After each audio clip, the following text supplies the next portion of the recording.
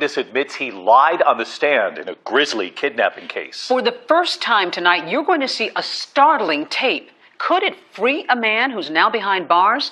2020 begins right now.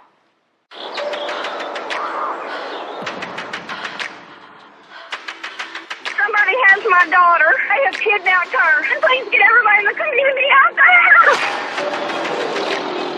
Everybody trying to say, it's okay, Karen, this is all just a mistake. But see, they didn't know what I knew that morning. Nursing student Holly Bobo. Last seen being dragged away from her home by a man in camouflage.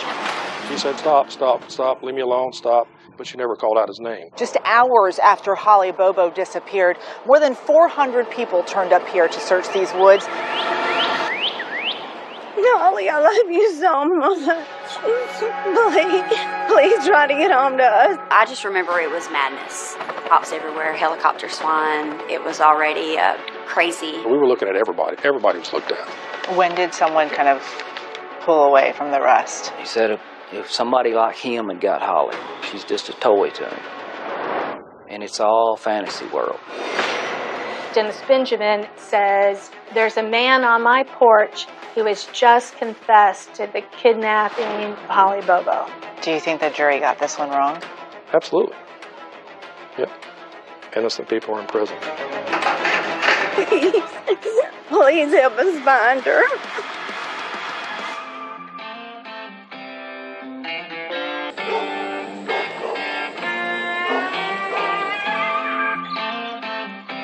This is the Tennessee River. On its western bank is Decatur County, a patchwork of sparsely populated farms, dense woods, and neighbors who look out for each other. It's a rural county with a cute little small town, Parsons. Very close to the Tennessee River. A lot of cattle farming and crop farming. Hunting, fishing, boating. People that like to live out in the country, they have some animals or some horses. There's not a lot of industry in Decatur County. I started to say it might be compared to Mayberry, but it's nothing like that. We do have crime just like every other town in America, but we are rural.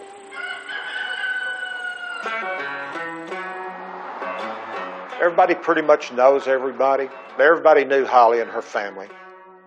20-year-old Holly Bobo came from a loving family. She lived with her mother, Karen, father, Dana, and her older brother, 25-year-old Clint, in a home her dad built with his own hands. It was your typical little single story, 3 bedrooms, kitchen was in the middle kind of, and then a little small living room. And they had a carport there, which is a 2-car carport to the back of the house. They're typical middle-class, hard-working country folks. Holly's dad, he had an excavating business, and her mother was a school teacher. Holly and I were very close, and we were about 5 years apart. Holly was raised like my little sister, and Clint was like my little brother. We were always growing up together.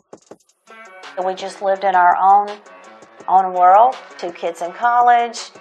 We had our church family, our family gatherings, went to the movies together, rode 4-wheelers together, rode horses. The Bobo kids grew up with a sense of caring for their community. Clint is studying to become a social worker, and Holly is attending nursing school. They're the best people on earth. That's what hurt so bad, that this happened to them. They didn't do anything that would have put them in harm's way of having this to happen. It just doesn't happen to people like them.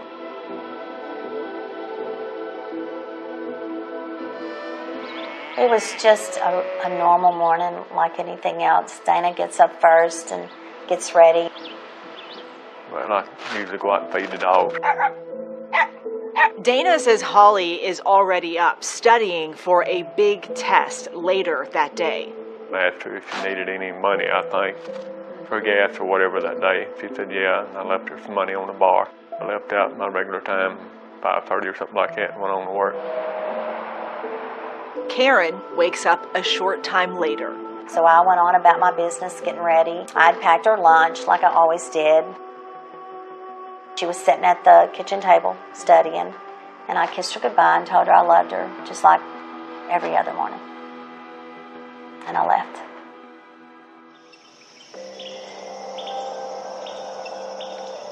Around 7:45, a neighbor was getting ready to go to work. He heard a scream from next door. She said, "Stop, stop, stop, leave me alone, stop," but she never called out his name. It made such an impression on him. He told his mother that he heard somebody screaming over at the Bobo's house. That neighbor calls Karen Bobo at work, worried, saying, "We heard a scream coming from your house." That's just not a call you get every day, so I instantly knew something was wrong. Holly's brother Clint, who is asleep in the house, doesn't hear the scream, but he wakes up to the family dog, Rascal, barking. He just continued to bark, so I decided to get up, to see what he was barking at. As I was approaching that window, I heard people talking, voices. I could tell it was a male and a female voice. Now, I never was able to really tell what they were saying. There's a side window next to the kitchen that faces the carport, which, of course, is an open carport. Clint looks into the carport and he sees Holly and another person kneeled down in a catcher stance. So I could see enough to tell that it was Holly and a man in camouflage who I identified as Drew, who is her boyfriend. At first he thought it was Holly and her boyfriend and they were arguing. He didn't want to get involved in it, so he stepped away and let them do whatever they were doing. At that point, he sent his mom a text and asked, "Does Holly not have school today?" And I said, well, her and Drew are out here in the garage. I expected Drew to be dressed in camouflage because Drew and I had talked the night before, and he told me he was going turkey hunting that morning. But there were some things that Clint didn't know that his mother knew. Drew was at least 30 minutes drive away. Drew was hunting on my mom's property in southern Decatur County. Right away, her instincts told her, that's terribly wrong. I would say like 20 seconds later, I received a phone call from her. She says, call all the neighbors. Oh my God, Clint, that's not Drew. I said, that's not Drew, get a gun and shoot him. Miss Karen is saying, "Shoot him, get your gun and shoot him." He's like, what are you talking about? You want me to shoot Drew? He just woke up. He wasn't comprehending everything that was going on. And I said, so you want me to shoot Drew? And I think that's when she must have hung the phone up. I just hung up, and I collapsed to the floor. He said he went and got his gun, and he looked out the back window of the kitchen, and he saw that Holly was walking with a man in camouflage. At that point is when I could see them. They were walking towards the woods, and there's a trail that Holly and I are both very familiar with. That trail leads you to a logging road. And looked like they were walking right toward that trail. She was walking on her own. She didn't appear to be hurt, and still thinking it's Drew. And I'm watching them as they're walking toward this trail. As Clint Bobo is watching his sister Holly and this man in camouflage disappear into the woods, back at work, Karen Bobo knows something is really wrong. And everybody trying to say, it's okay, Karen, this is all just a mistake. But see, they didn't know what I knew that morning. It couldn't be Drew, and that the neighbor had heard a scream. And so my friend, she grabbed my hand, pulled me up, and we headed out of the building. She hands me her phone. 911, what's your emergency? Somebody has my daughter. They have kidnapped her. And somebody in full camouflage got Holly. Please get everybody in the community out there. They're on their way, sweetie. I got everybody on their way right now already. Oh, my God. In the hours and days that follow, thousands of people will come to this small town, all asking the same question. Where is Holly Bobo?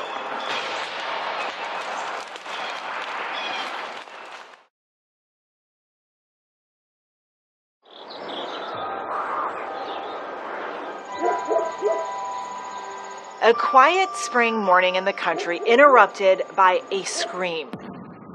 Then, a deafening silence. 20-year-old Holly Bobo vanished from her own backyard, and her family is in anguish.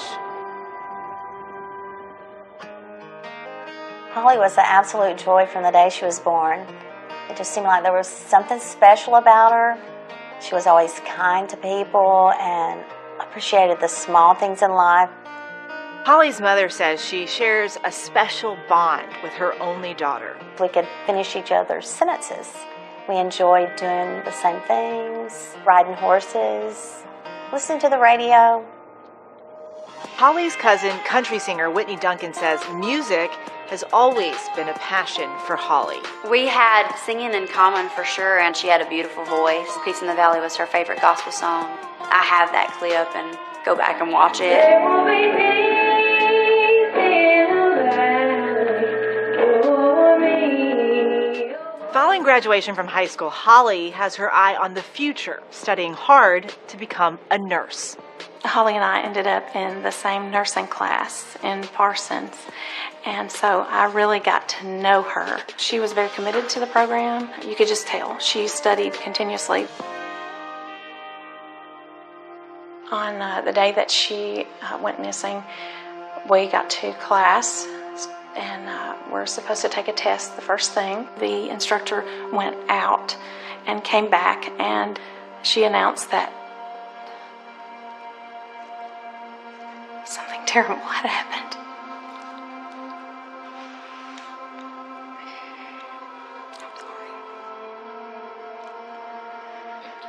And so we immediately dispersed, went to the area, started searching.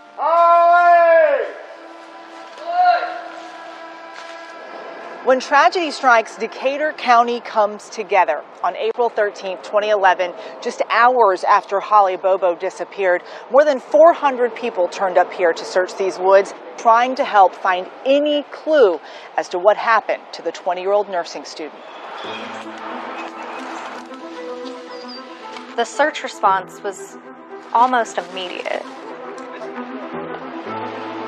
By 8:30, half the neighborhood was out there. I've seen 800 people out here today. These guys here is going to be the team leaders. Group 1 is this, so it'd be group 2 that's down here. By 10, half the county was there.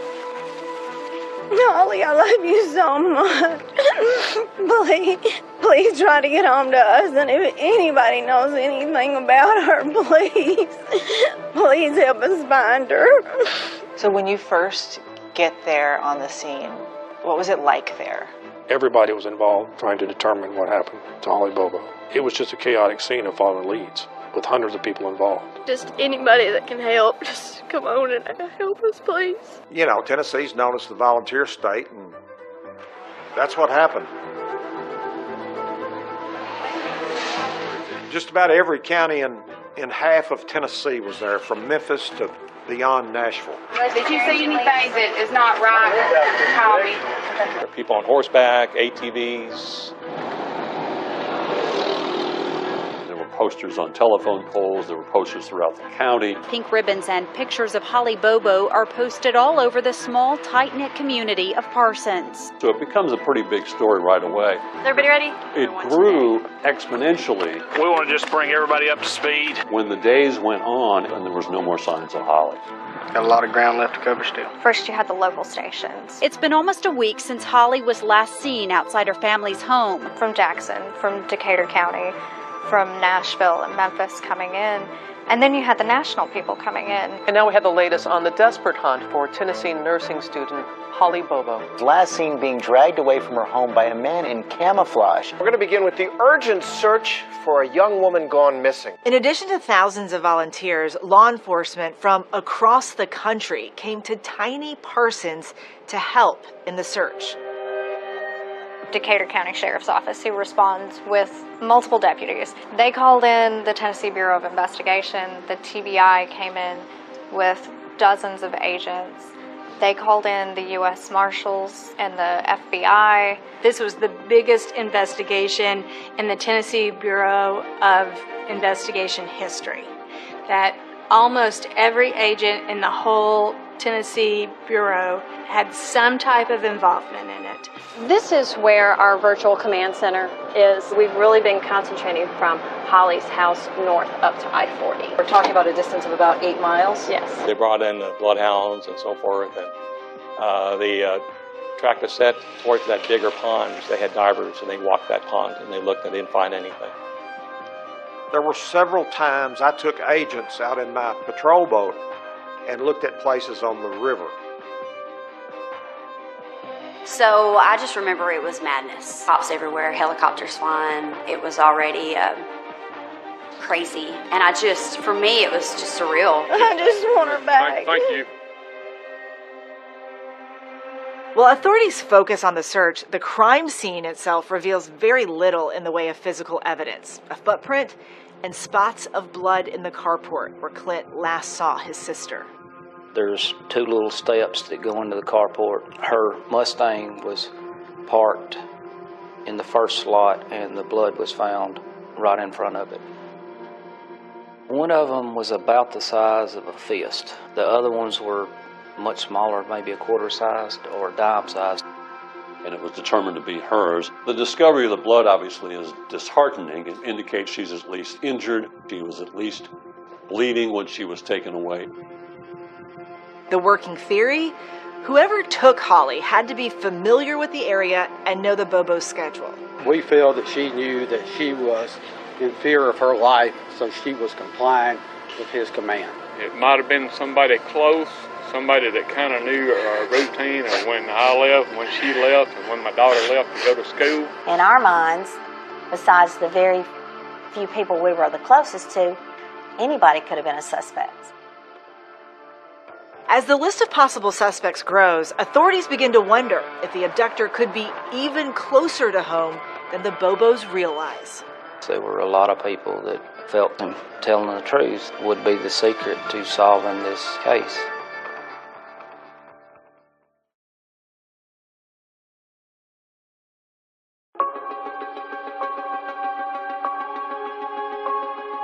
It's been almost a week since Holly was last seen. 20-year-old nursing student who reportedly was abducted from her home a week ago today. Abducted from her home 6 days ago.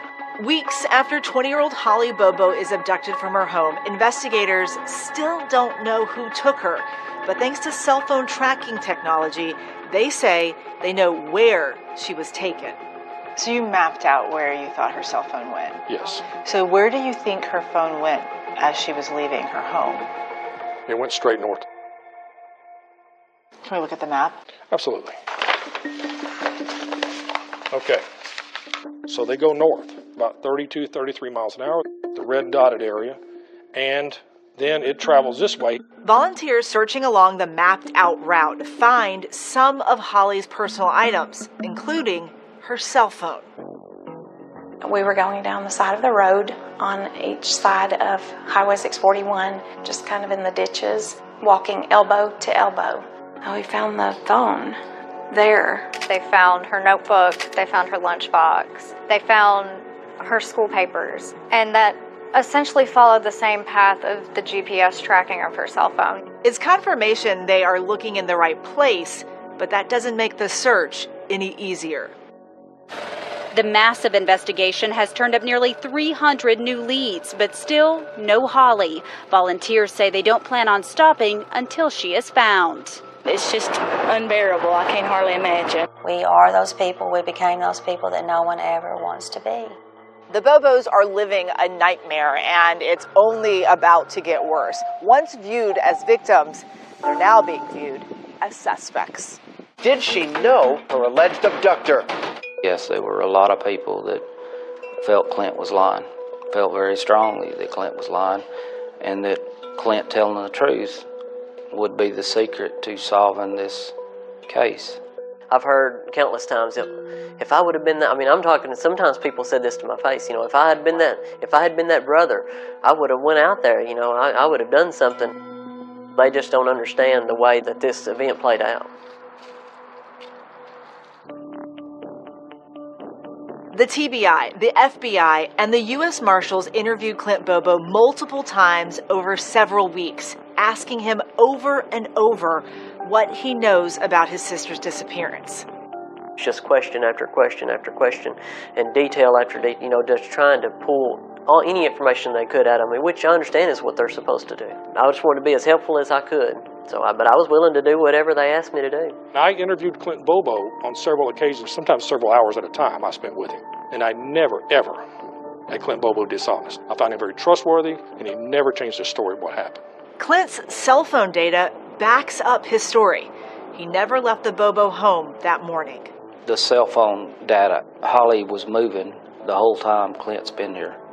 The police were there at 8:10, and Holly's cell phone moved for another hour and 15 minutes.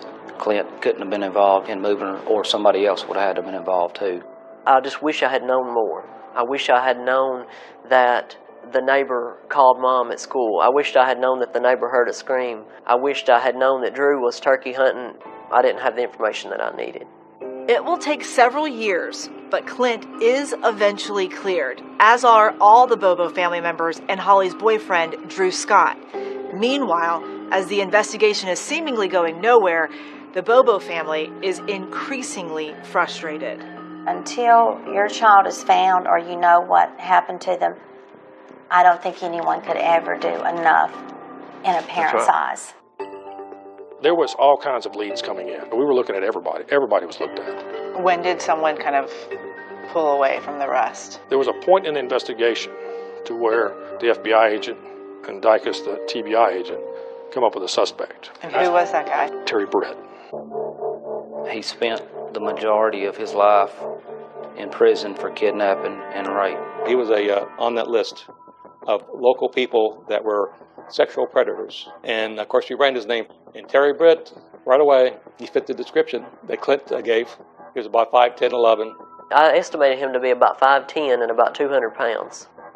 I guess it was just assumed, that he had black hair or dark brown. It just kind of blended in with his camouflage clothing. Terry Britt fits the description. He knows the routes. He lives at the end of the route where stuff was thrown out. And he has a strong history in this kind of behavior. According to Terry Dicus, Terry Britt did have, for lack of a better term, a type. He liked pretty blonde, blue-eyed girls, and Holly fit that type.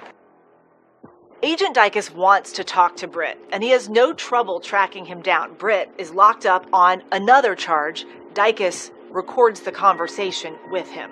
Getting in there. While Britt says he has an alibi and denies having anything to do with Holly Bobo's abduction, he spoke hypothetically about who may have done it and why. He said if somebody like him had got Holly, she's just a toy to him, and it's all fantasy world. She's young, pretty, perfect, somewhat body. Yeah. Okay, like a toy, some people would think. See, this man, when he goes and gets this female, then he's going to go snatch her up. He can't wait to get her to wherever he's going to take her to, because he's wanting that body. He's living in this fantasy. He's got this perfect girl, and he's got to get to that body as quick as he can. But as soon as he gets done, now reality sinks in.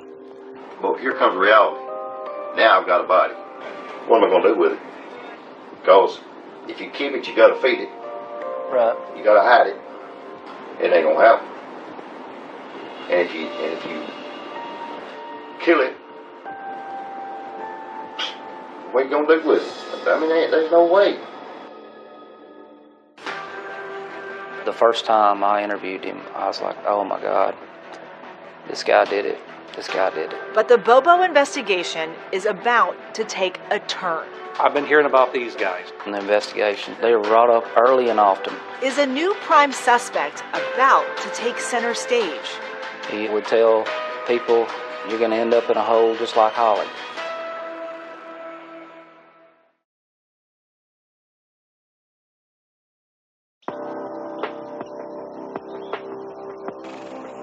Months into their investigation, no arrests have been made, but TBI agent Terry Dicus is convinced he has his guy. We conducted 1,000 interviews. We looked at 5 counties around. Terry Britt's the one. It's either this guy or we have no idea who. There were some disagreements, some very heated disagreements at the TBI. It was just the argument, you don't have enough proof for it. You can't prove that he did it. That's what I was faced with, and I was taken off the investigation. With new TBI agents now taking the lead, they clear Terry Britt and go back to sifting through all those tips that have been gathered over the years.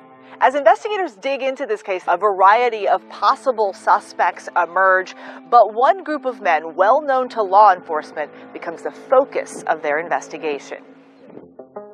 I've been hearing about these guys, that people are saying they're into all kinds of things, stealing things. They were friends, 4 guys, Zach Adams, Dylan Adams, Jason Autry, and Shane Austin.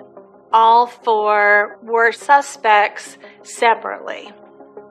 Zach had criminal histories. Dylan had drug charges.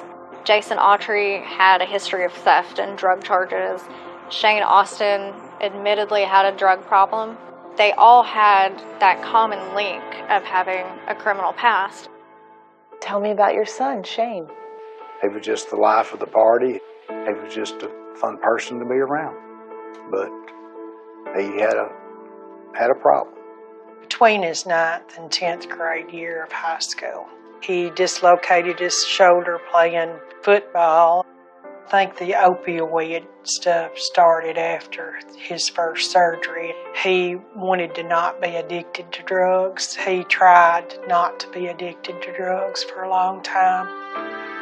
Jimmy and Rita Austin had given Shane a place to live, a little trailer to live in that was down the road from their family home. Their last names all started with A, and the locals referred to them as the A train. They were known for getting in trouble. In the investigation, they were brought up early and often by people that know that they're into drugs. Zach would tell people, you're going to end up in a hole just like Holly. Comments everywhere that normal people would not make. And in the early days of the investigation, Holly's mother, Karen, thought these guys could know something, given what they had been heard saying around town. So she tracked them down herself. I asked them, did they know anything about our daughter's abduction? Of course, they all denied it. She was kind of doing her own investigation. I mean, she came here and asked to talk to Shane. I guess I would have fought Goliath. You know, I just had no fear. I was trying to find my daughter. And at the time of Holly's abduction, witnesses tell investigators that before she went missing, Shane Austin crossed paths with her at a local raccoon hunting festival. The story was that Shane had seen Holly Bobo at the coon hunt and that he'd kind of followed her around like a stalker. Did you hear anything about that? I guess we heard that rumor. We heard that he was trying to take a picture of her and pretending like he was talking on the phone. But now Shane only had a flip phone, so I don't think you could hold that flip phone up to your head and take a picture of somebody, but that's what we heard. Investigators followed up on this story. Within a week of Holly's disappearance, they showed up at the Austins' property wanting to speak with Shane. They come and brought the dogs and come down and search Shane's trailer, and that was the start of it. Throughout their investigation, authorities say they never found evidence at the Austins' property that connected him to Holly Bobo. Were you surprised that they were down there? Yes. I mean, I know Shane had drug issues, and that's what I told the TBI guy when he come to the gate down there. And I said, hey, if she'd been made of morphine, I'd said you come to the right place. But no way. And then, 2 years later, with those new agents on the case, authorities zeroed back in on the Adams brothers, Jason Autry and Shane Austin. At what point did you realize that he might be in trouble with all of this? When they come back at 6 o'clock in the morning and tooting the horn, so we went down and opened the gate and let them in, and they said, we're down here to get this over with, so we want Shane. That's when they wanted to know where the body was at. The TBI met with Shane and they got that immunity deal. Investigators offered Shane immunity to cooperate and tell them what he knew about his friend's involvement in Holly Bobo's abduction. You take an immunity deal, hey, you've done something. You've done something. But the lawyer said, if you don't do it, they're going to arrest him. They've done told me they're going to arrest him. And he said, it's going to cost thousands of dollars. So us three, we talked and we agreed. And we talked hard. We talked hard. If you got any part of this, you better be telling it. Shane Austin had nothing at all to do with this. So Shane Austin takes the deal, but when he sits down with investigators, they're disappointed. They was very unhappy because he didn't know where the body was at. According to authorities, all he can tell them is that he too has heard Zach Adams make incriminating comments about what happened to Holly. There was talk that Zach had blurted out, "I'm going to do you like I did to Holly." But Shane also said that he didn't believe that Zach was telling the truth. He thought that Zach was just boasting. But investigators believe Shane knows more than he's telling, and they revoke that immunity deal. I was scared for my son. If the TBI wasn't here, they was calling him, harassing him. So we didn't have any peace. I don't know if it was them calling him or whatever, but anyway, his drug use just escalated, and that's from that. So, and Christmas was the last time we seen him. Shane's parents say his life continued to spiral, and in 2015, he died by suicide. Shane opened that door to addiction. They just grabbed him and pulled him in, and this time it pulled him in for real. Wasn't gonna let him go. Authorities have lost one cooperating witness, but they're about to get a new one. That's true. You ain't gonna be spared to nobody now. Ain't no reason to be spared to nobody. Could what he has to say finally explain what happened to Holly Bobo?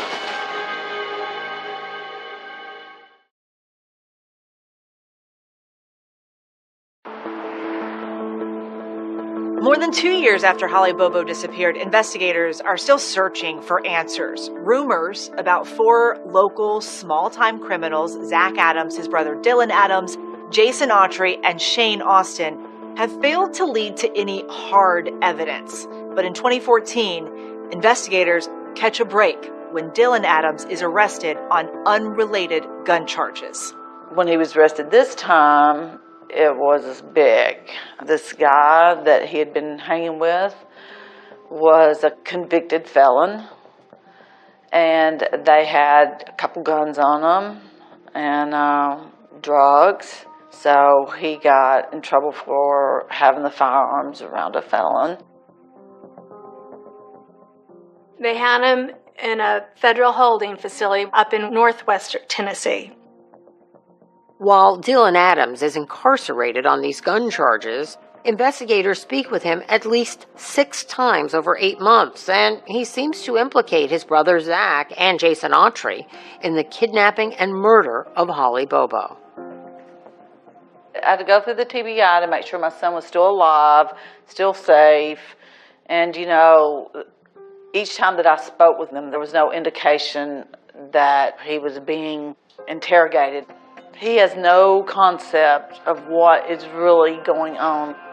Dylan's family says he has intellectual disabilities. Dylan was slow. He really was. Dylan would have a hard time completing a simple task. Maybe a little slow in reading, comprehending, things like that. According to court documents, Dylan eventually pleads guilty to lesser federal charges and is released, but not into the custody of his mother. In fact, she says she couldn't even see him because of the conditions of his release. I was told that I would not be able to contact him, or he would not be able to contact me. I think safe house was the word that they used, because Dylan was their key witness and he had to be protected. I had no idea where he was going. As it turns out, prosecutors arranged for Dylan Adams to be released into the custody of a private citizen and former Memphis police officer named Dennis Benjamin. Dennis Benjamin takes him back to his house for several weeks. Is this normal for someone to be released into the custody of someone that they don't know that's a law enforcement person? It's real strange. That's for sure. We reached out to the prosecutor in that case about Dennis Benjamin's involvement, and they would not comment. And while Dylan Adams is there, a huge break in the case, the moment the Bobo family had been dreading for years. The 3-year and 5-month search for Holly had come to an end. 2 men searching for ginseng found her remains Sunday morning off a country corner road in Holiday. Holly's skull was found with a single gunshot. Among the remains, some of her schoolwork, her sandals, and her promise ring from her boyfriend, Drew Scott. It was just a miracle she was found. Because to this day, as broken as my heart is so broken for those people that still don't have that. Because I don't think I could have kept going.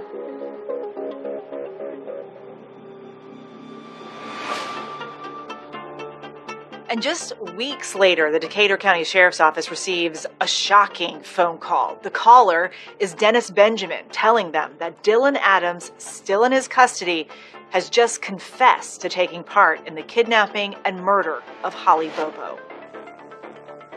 Just have your seat right there if you don't mind.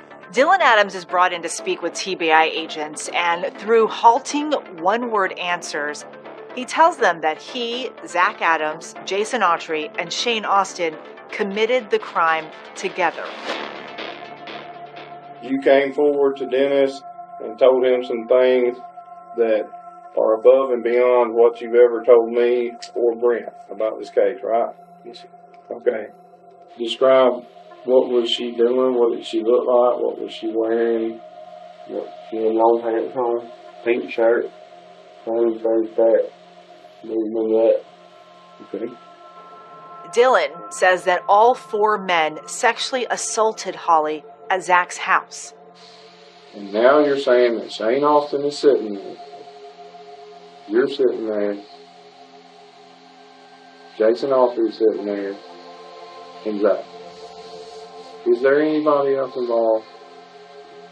Was Holly Bobo kidnapped? Was she raped?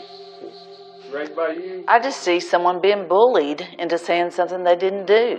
I think that he was just trying to get through it. You withheld information. That ain't how this works. He was in a federal holding facility for almost 2 years. The TBI agents there pounded him, and he never, ever once said, I raped Holly. And then he's moved to this Dennis Benjamin's house, and suddenly he's raped Holly. We attempted to contact Dennis Benjamin, but we were unable to reach him. She was shot in the back of the head. How did that happen? How much blood was on the floor? What was ever done to clean that up? As far as I know, just the grass. I don't know. Armed with Dylan's confession and a search warrant, investigators go to Zach Adams' house looking for any physical evidence to corroborate his story. They come to the door there and asked me, said, you want to unlock it or you want us to tear the door down? And they knocked a hole in it to see what was back there, I reckon. Tore the fan down as they was tearing the floor out. They used my pick and things to tear this out with, but they cut it out with a saw. And the story he was raping her and attacking her in the house. Well, they pulled up floorboards, they DNA tested all the couch and the bed and everything, never found nothing. We reached out to the TBI and they declined to answer specific questions about this case. In my heart of hearts, I know my boys, they're drug addicts. They're not murderers. But despite a lack of evidence, authorities believe that's exactly what they are. Zach Adams, Jason Autry, and Dylan Adams are eventually all indicted for murder. Decatur County Grand Jury handed down indictment of especially aggravated kidnapping and first-degree felony murder. With all 3 heading to trial, the state announces that it will seek the death penalty, and Jason Autry proclaims his innocence to anyone who will listen. Innocent man falsely accused. And tonight, for the first time, you'll hear from Zach Adams in his own words. I have no need for love. And the brand new development that Adams hopes may finally exonerate him. If you don't play with him, you might as well go all the way, Jason.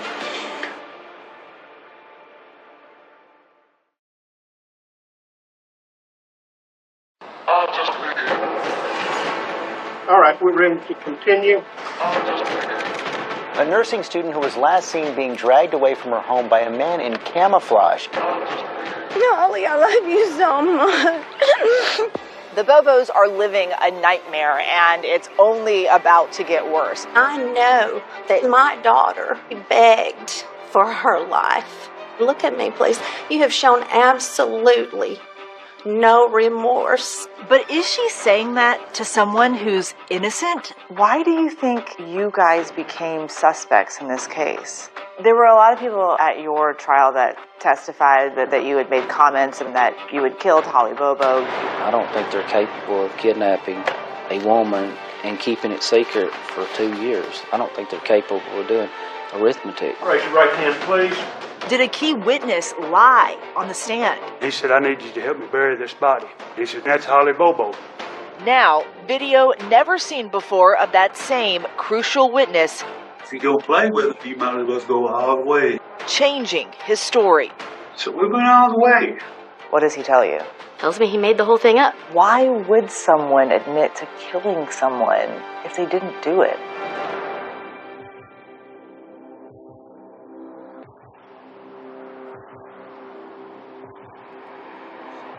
Circuit Court, Hardin County, Tennessee is now in session pursuant to adjournment.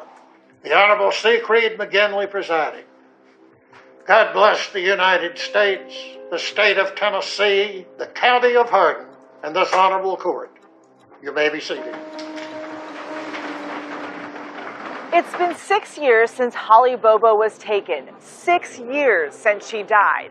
Everybody, judge, jury, prosecution, defense, gathered inside this courthouse. It's September, but it's stuffy. The jurors are sweating, people fanning themselves in the Tennessee heat, and no one has a hotter seat than the defendant, Zach Adams.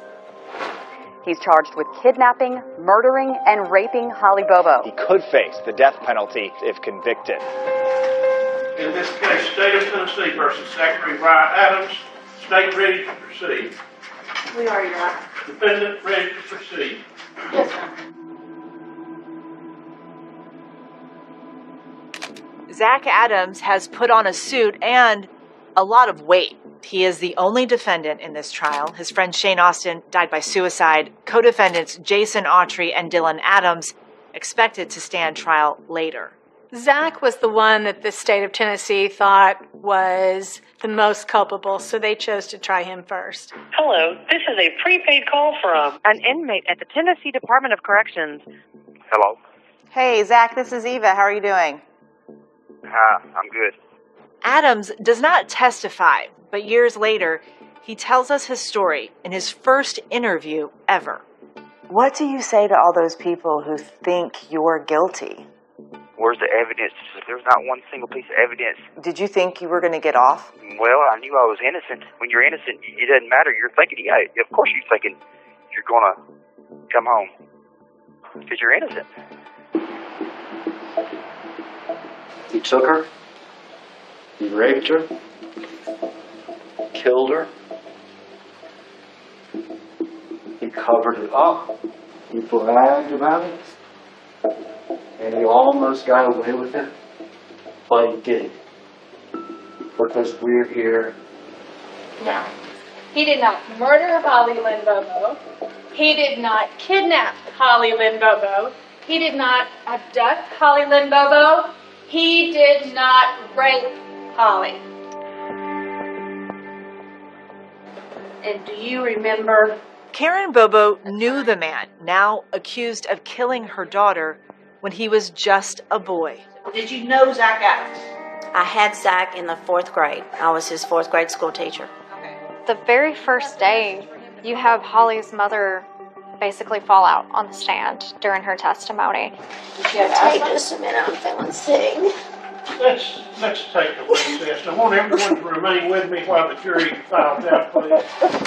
Oh, got a nurse. Holly's father also testifies. What day did you give up hope for the very first time? And about 3 years into it, give or take, with the TBI, come to our house, told us that was Holly, that Holly had been found. That was her remains. I'm going to ask you to look at this picture. You recognize it? Prosecutors produced the alleged murder weapon. It's a .32 caliber revolver witnesses claim was owned by Zach Adams' friend, Shane Austin, and it was recovered in a drainage ditch just months before the trial.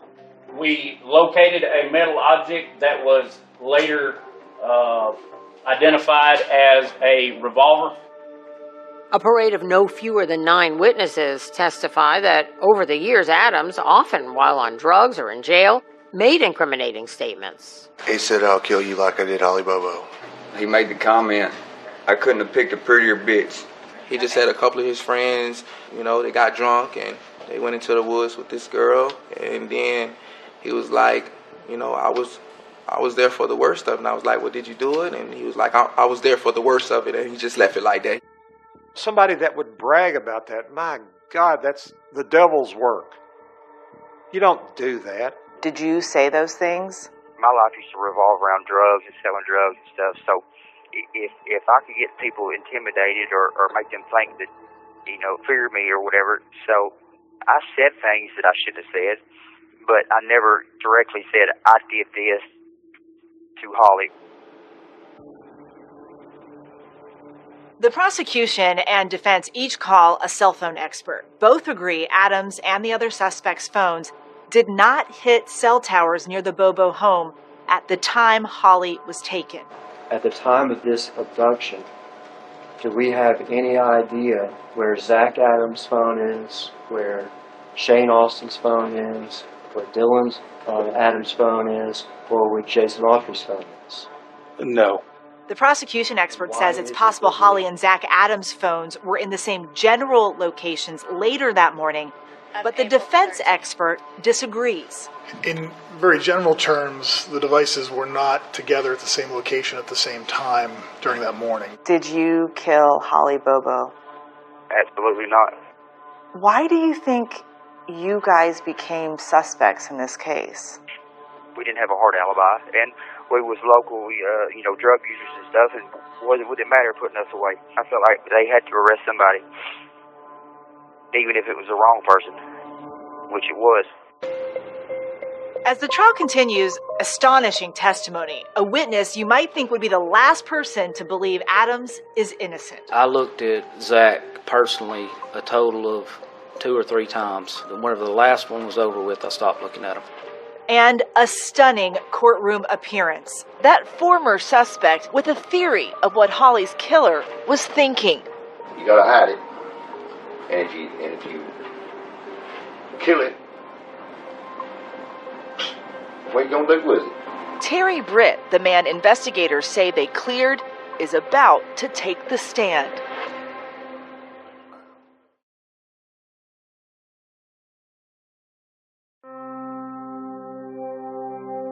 All right, we're ready to continue. Defense ready to proceed? State ready to proceed? All right, call your next.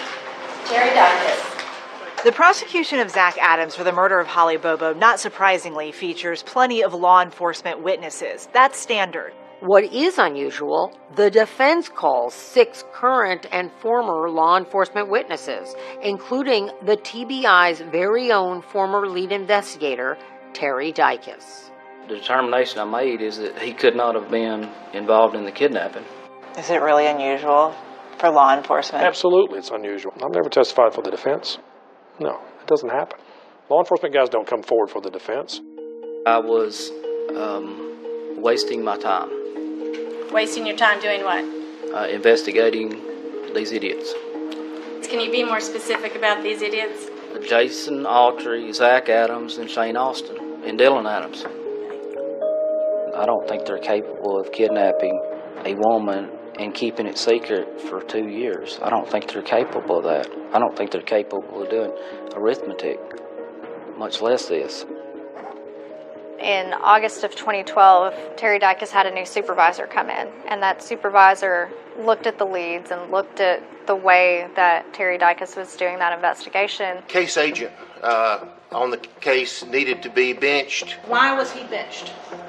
In my opinion, based on statements he made as well as statements other agents made to me, he had lost his objectivity. He had tunnel vision on a particular suspect and was not objective about all of the facts coming into the case.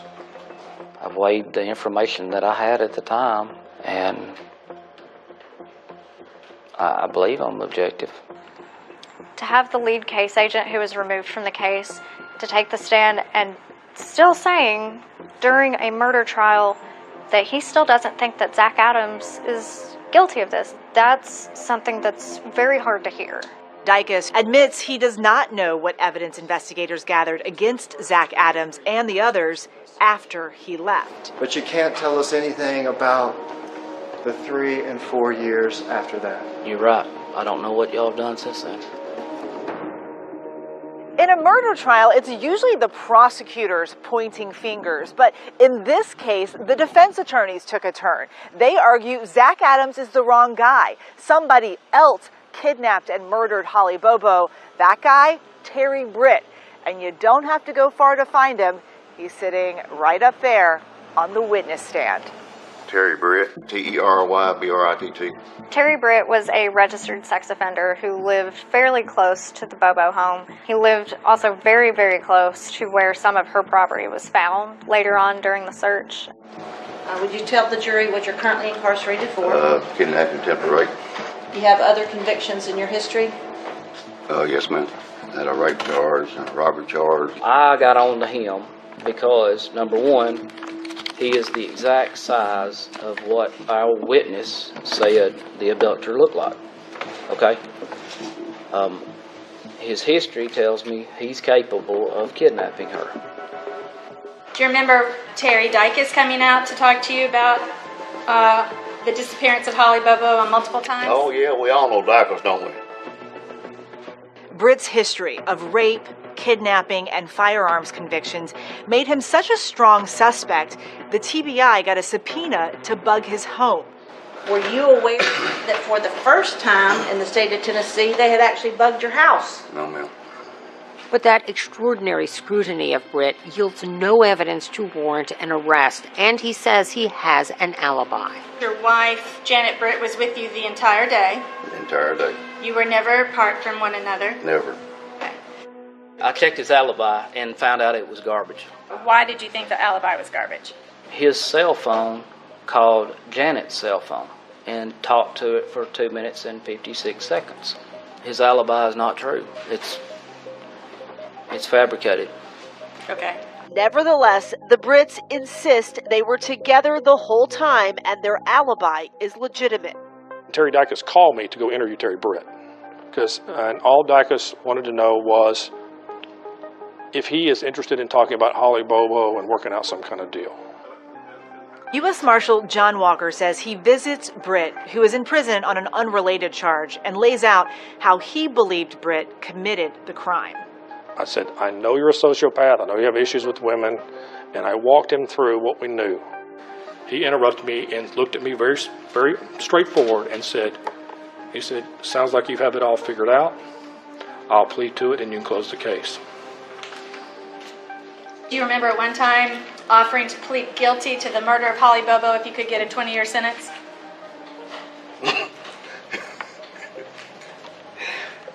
No. So you're saying that is not... I'm saying that's a lie. When I got up to leave, he stood up behind me and he said, if I need to show you something, how long will it take you to get me out of here? He wanted to take me and show me where the remains were at. And did you relate all of this information to the TBI? Yes, I did. And as far as you know, did the TBI go back to follow up with an interview? They didn't follow up the next few days like I told him that they were probably going to do. That did not happen. Okay. I thought the next day they'd get the confession from him and find her remains. And then nothing happened. And I'm like, what do you mean nothing happened? We asked the TBI about this. A spokesperson said because of the ongoing legal processes, they are not able to answer specific questions, but they remain confident in the investigation. Did you have anything to do? Anything at all? No, I did not. With the abduction of Holly Bobo? No, I did not. The rape of Holly Bobo? No, I did not. putting a bullet in the back of her head. No, I did not, and I wouldn't do that. All right, you can step in.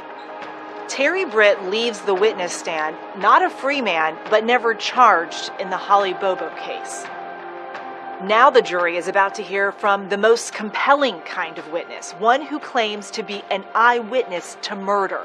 Is this the testimony that could send Zach Adams to death row? At that time, boom, the gun went off. And it sounded like boom, boom, boom underneath that bridge.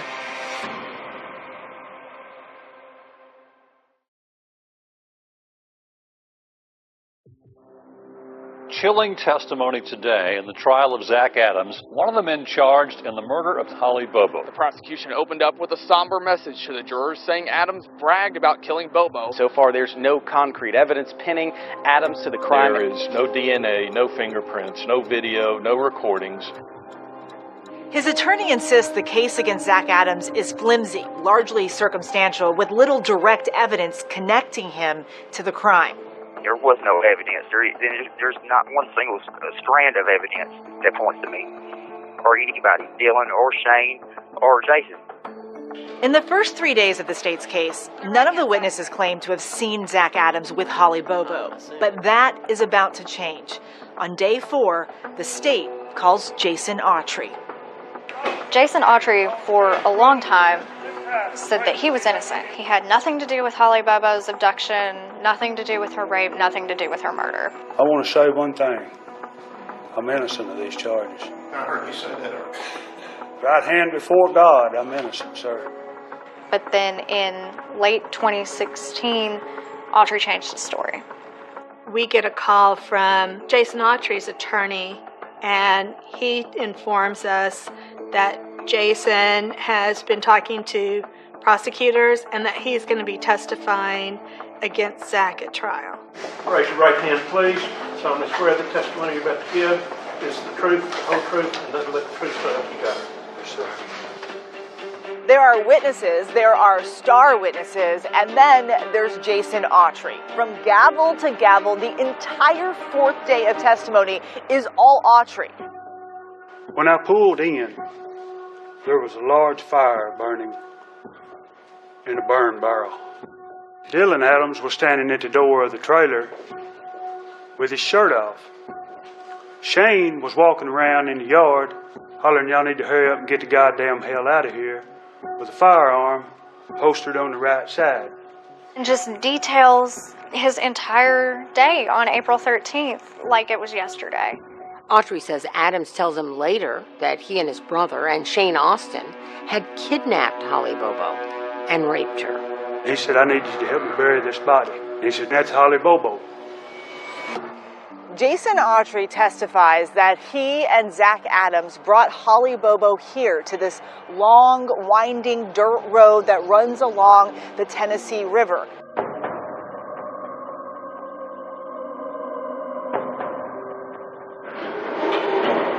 Autry says they take the body, which was wrapped in a blanket, and lay it on the ground. I'm standing over the top of him, with my hands on my knees.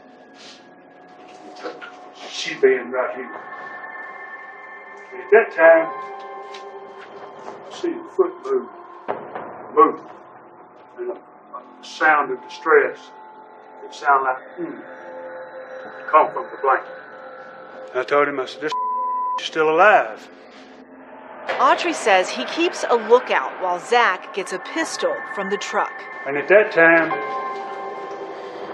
boom, the gun sounded. The gun went off. And it sounded like boom, boom, boom. Underneath that bridge. It was just one shot, but it echoed underneath that bridge all the way down that damn river bottom. And when that gun went off, birds went everywhere, just all up under that bridge. And it just dead silence for just a second. Autry says at that point he hears a boat motor and fears they'll be discovered. We load the body back into the truck in the same fashion, shut the tailgate. We drive in just erratic. Panic, just pretty much. to hear him telling that story? Anger. What I felt anger, sadness, because I thought he was my friend. Why would he lie on me?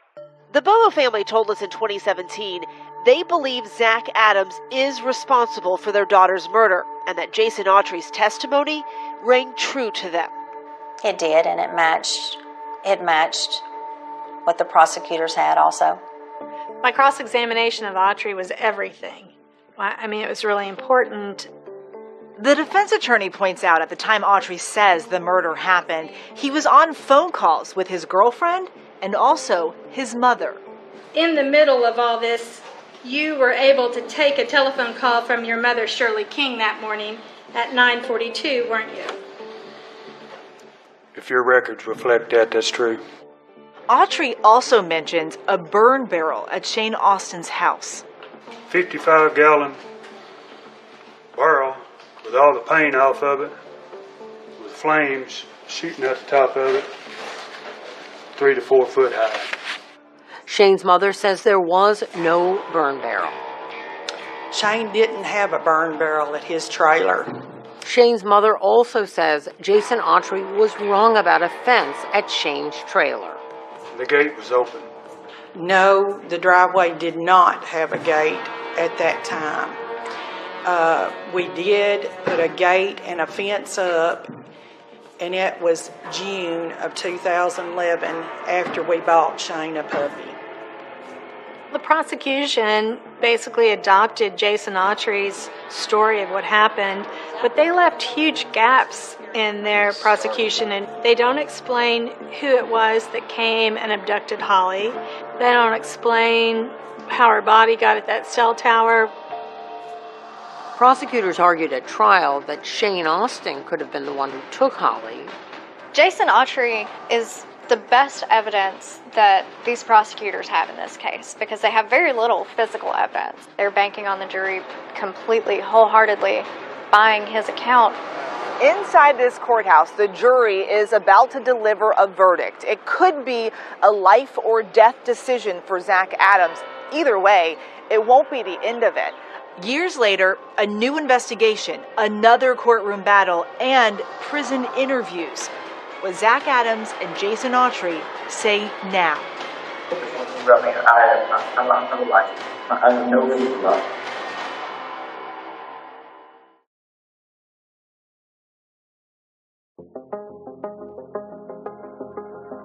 When the verdict is announced, out of respect for this jury, I will tell you, I want you to contain your emotions. I want there to be no displays. The jury deliberates 11 hours over 2 days and then finds Zach Adams guilty on all counts in the kidnapping, rape, and murder of Holly Bobo. When you heard them read the verdict and they said guilty. It was good. It was terrible. It was terrible. Worst day of my life, probably. There will never be enough punishment for him. He don't deserve to be breathing the air that he's breathing today. Zach Adams avoids a possible death sentence. In a deal with prosecutors approved by the Bobo family, he gets life in prison without parole, plus 50 years. Who is that a picture of? That's Holly and myself. That's Holly and her nursing student classmates just a few days before. Karen Bobo, the woman who taught Zach Adams in the 4th grade, gives him a lesson on heartbreak. I know that she begged for her life because my daughter loved and enjoyed life. But you chose to take that from her.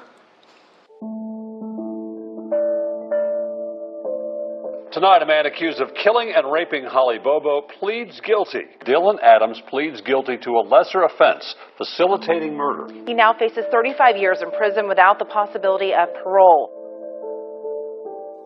3 years later, Jason Autry pleads guilty to lesser charges related to Holly's kidnapping and murder.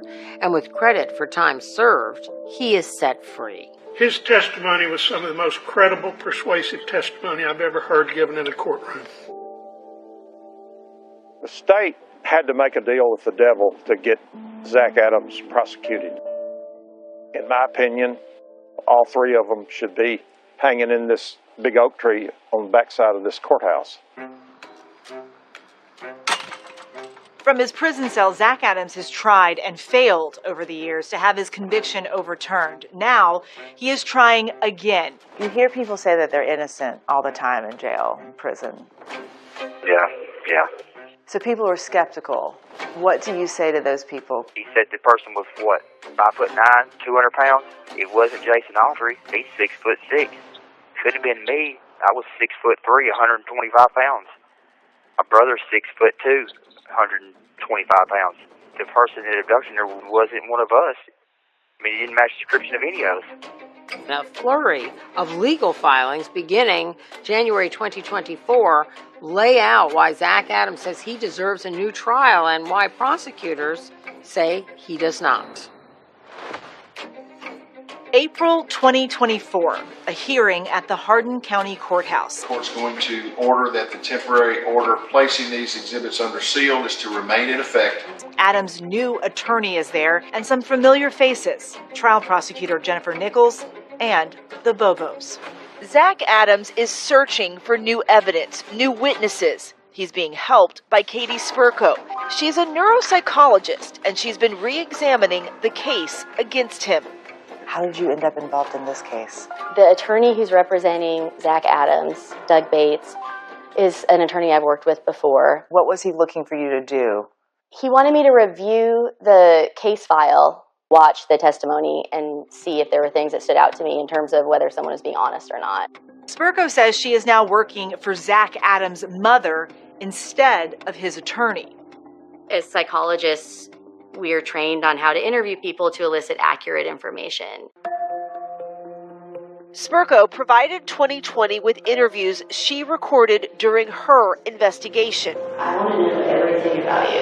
I want to be able to look into your soul and know every single thing about you. I wanted to get a sense for what he was like, because he didn't testify. And I remember the first thing he asked me was if I thought he was innocent. And I said I didn't know yet. Do you now think he's innocent? I am so confident he's innocent. Hi, my name's Katie, and I'm so sorry to come here unannounced. I had your address and I didn't have your phone number. Spurko looked for more information about former suspect Terry Britt, who was later cleared by the TBI. She went to see his wife, Janet, who still stands by her husband. There was some evidence that came up with Terry regarding the Holly Bobo situation. I don't see how, because he didn't have nothing to do with it. There's no way he could have went and kidnapped her. He was here with me. Just because he has a record, that doesn't mean he had anything to do with it. Some of Katie Spurko's investigating has provoked a reaction from the prosecutor. In a court filing that includes an affidavit from Janet Britt, the prosecutor accuses Spurko of trying to intimidate Britt and of offering to show her confidential discovery files. Spurko denies she tried to intimidate Britt and says the only files she offered to share were public records of Terry Britt's criminal history. Zach Adams' court filings also say Spurko found a witness who claims she saw Terry Britt behaving oddly the morning Holly was taken. She said he was in a smaller truck and was kind of leaning over, had made eye contact with her and was leaning over, adjusting his body to block her view of his passenger seat. Prosecutors say Adams' attorney and Spurko have not gotten a sworn statement from that witness, which they say the law requires before it can be considered. Still ahead, the effort to free Zach Adams brings Katie Spurko face to face with the person who helped send him to prison. He said, somebody's got to pay, Jason. He said that he's going to be you. Hell no, I ain't paying.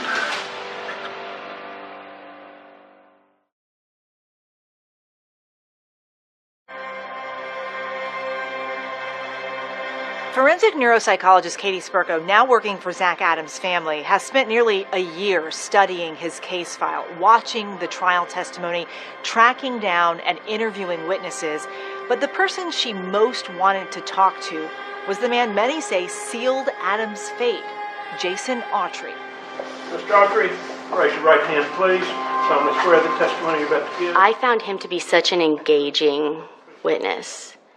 And at the same time, there were aspects of his story that were red flags, just impossible. Dylan Adams was standing at the door of the trailer with his shirt off. Shane was walking around in the yard with a firearm holstered on the right side. Okay, so this is in 2017, and he's having a recollection. A friend goes around with a firearm, has it holstered on his right side. That's a really specific thing to remember. That's my testimony, the truth. There were just a lot of question marks for you. Yes, he's going through the events of this day, minute by minute almost, with this crazy level of attention to detail and memory. That was a discrepancy that caught my attention. After being released from prison for his admitted involvement in Holly Bobo's murder, it doesn't take long for Jason Autry to get in trouble with the law again. Requesting assistance on Morris Road with a subject that has a rifle. Be advised the subject has taken off running. Well, 2 months later, after they let him out of jail, he gets caught in the neighboring county with a firearm. Well, breaking news now. The man who served time for the killing of Holly Bobo has been arrested once again, this time in Benton County in a field there. There he goes, back to jail, and then he's still there to this day.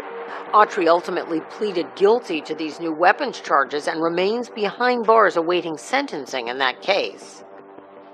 Back in 2017, Jason Autry told the jury that spellbinding story of what happened to Holly Bobo under the I-40 bridge right here at the banks of the Tennessee River. But what's he saying now? That's what Katie Spurko had to find out if Zach Adams was going to have any hope at all. My name is Jason Autry. There you go. Thank you. When you went to see Jason, what were you hoping was going to come from that conversation? I was just super curious what he would be like, if he would talk to me, what he would have to say. Can we just start at the very beginning of when he first started getting questioned related to the Bobo case? I asked him, what did you do that day? And he gave me what seemed like a really honest answer. No, I couldn't tell you what I done that day. Yeah. Katie Spurko provided ABC News with this video, and it's the first time it's being seen publicly. I want to know your whole experience. How did it get from you being arrested for this to you being on the stand telling this crazy story? So a lot of this, in the beginning, was just all routine questions. Autry says that when he told his attorney that he intended to fight the charges and go to trial, he got an answer he wasn't expecting. He said, I got you about a 95% chance. You spend the rest of your time right over. You know, well, that's what do they want? You know, I need to know what they want. What do they want from me? Yeah. I want you to testify. Straight up about it. What does he tell you? Tells me he made the whole thing up. Took the phone records and the case file and put together what he did that day to craft a story that fits in with the evidence that exists and cannot be changed. I said, well, what if I say all I seen was just a body, you know, laying in the back of the truck? It's not enough to get you out. Why would someone admit to killing someone if they didn't do it? He's sitting in jail for years. He's being told that Zach's going to be telling a story against him, and basically it's this or the death penalty. And so under that amount of pressure, I think a lot of people would have folded the way he did. And he said, I need you to help me bury this body. And he said, that's Holly Bobo.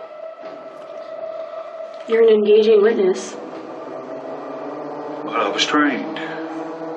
I could tell you were trained. I'm on the witness stand a lot, yeah. you know. I was trained witness. Yeah.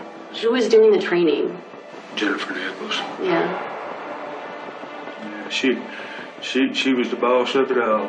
Zach Adams' defense team made this claim in their legal filing, and we reached out to Jennifer Nichols about it. She denied the allegation, telling us that it is a false statement. The only guidance ever given to Jason Autry was to tell the truth. There was no training. That's the worst that I've ever felt in my life, coming back, knowing that you just lied and put an innocent man in prison. Now he has no benefit to be gained other than morally to address the remorse. This isn't helping him whatsoever. He's facing sentencing on federal gun charges. But it's important to remember that one way or another, Jason Autry is an admitted liar.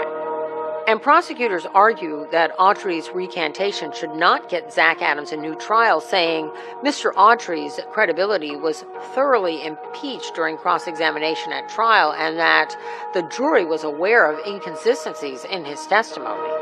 They also contend that Autry's testimony was vetted and corroborated. What do you think of the fact that Jason recanted his confession? I'm glad. I'm glad he's telling the truth. It's about time. I wish he would have never lied in the first place. So what does this mean for Zach Adams? Is there a chance Jason Autry's new story could set him free? A request for a new trial for a man convicted in the 2011 murder of a Holly Bobo. Well, I mean, so I'm in here for something I didn't do, so I'm hopeful.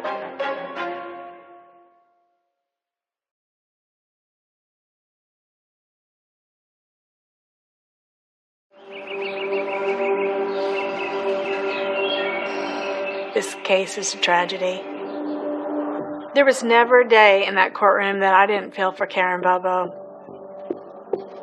And you have shown absolutely, look at me please, you have shown absolutely no remorse for anything that you have done.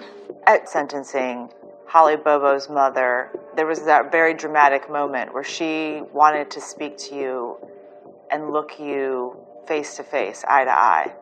Well, she felt like she was talking to the person that took her daughter's life, but she don't realize that I'm not that person. They're the real victims of all this, but they need to know that we didn't have anything to do with it. And if I knew anything, I would have helped any way I could have. Before this happened to Holly, we lived in what we thought was one of the safest communities. The day that Holly was abducted, not only was something taken from us, it was taken from our whole county, community, and the surrounding counties.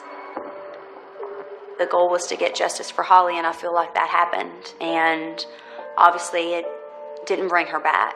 There will still be sad, but there is a little peace in knowing that the people that did this to her will be in jail. But now there are questions about whether one of those people, Zach Adams, will remain behind bars. A request for a new trial for a man convicted in the 2011 murder of a Holly Bobo. Zach Adams' team will now need to convince a judge that Jason Autry's new story amounts to new evidence that would have changed the jury's verdict. Jason Autry recanted his testimony, and that would give Adams an alibi for Bobo's murder. We reached out to Jennifer Nichols, the prosecutor in this case. She declined our request for an interview, but sent us a statement that says in part, "At trial, we presented proof through 62 witnesses and 250 exhibits. The jurors heard testimony of Zachary Adams' confessions to multiple and unrelated individuals. Today, nearly 8 years after the verdicts, I remain confident in the jury's verdicts of Zachary Adams' guilt." We understood, when the trial and sentence and everything took place, that there'd be a number of events down through the years. We're going to be patient because we still are seeking justice for our beloved Holly. Holly was always about helping someone. Whatever Holly did, she put forth her best effort. And it was just in her soul to be that kind, loving, nurturing person. It's been more than 13 years since Holly's passing, and her legacy still remains. A stretch of Tennessee highway has been dedicated in her honor, and Holly's cousin, country singer Whitney Duncan, recorded a song to honor Holly. I wanted to convey a message of she's not hurting anymore. You know, she is in a better place. But I know she's watching down and she sees everything. And she is happy.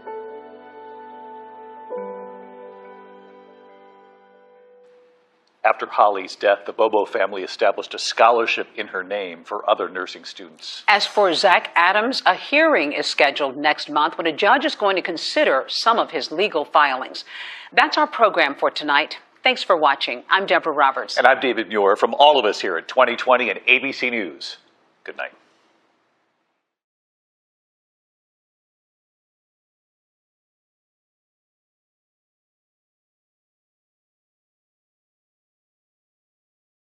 To a lost story, a lost mom of two young boys, that is. Plus a key witness, Deborah, who asks the police to pray with her before she tells them what she knows. And All New 2020 starts right now.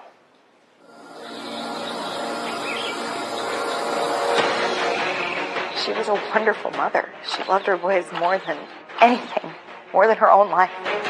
A young woman who's a parent suddenly had disappeared. Was there anything suspicious in the car? And we saw in the back seat there were car seats, for the two boys. But to disappear without them, that was impossible. That was not Laura. She drops off the map. This wasn't going to be just a normal missing person. Oh, baby, don't go. Oh, baby, don't leave me. He knew how to charm a lady and charm the crowd alike. Oh, I don't want to leave you lonely. And then it wasn't too much longer later that Amanda came into the picture. What did Grant tell your mom about Laura? That she was crazy, she was mentally unstable. He lied. And here was a document that said she sold her kids for $25,000. And they were like, well, Laura's missing. And I was like, wait a freaking second. Are you sure? What are you thinking at this point? Something is really wrong.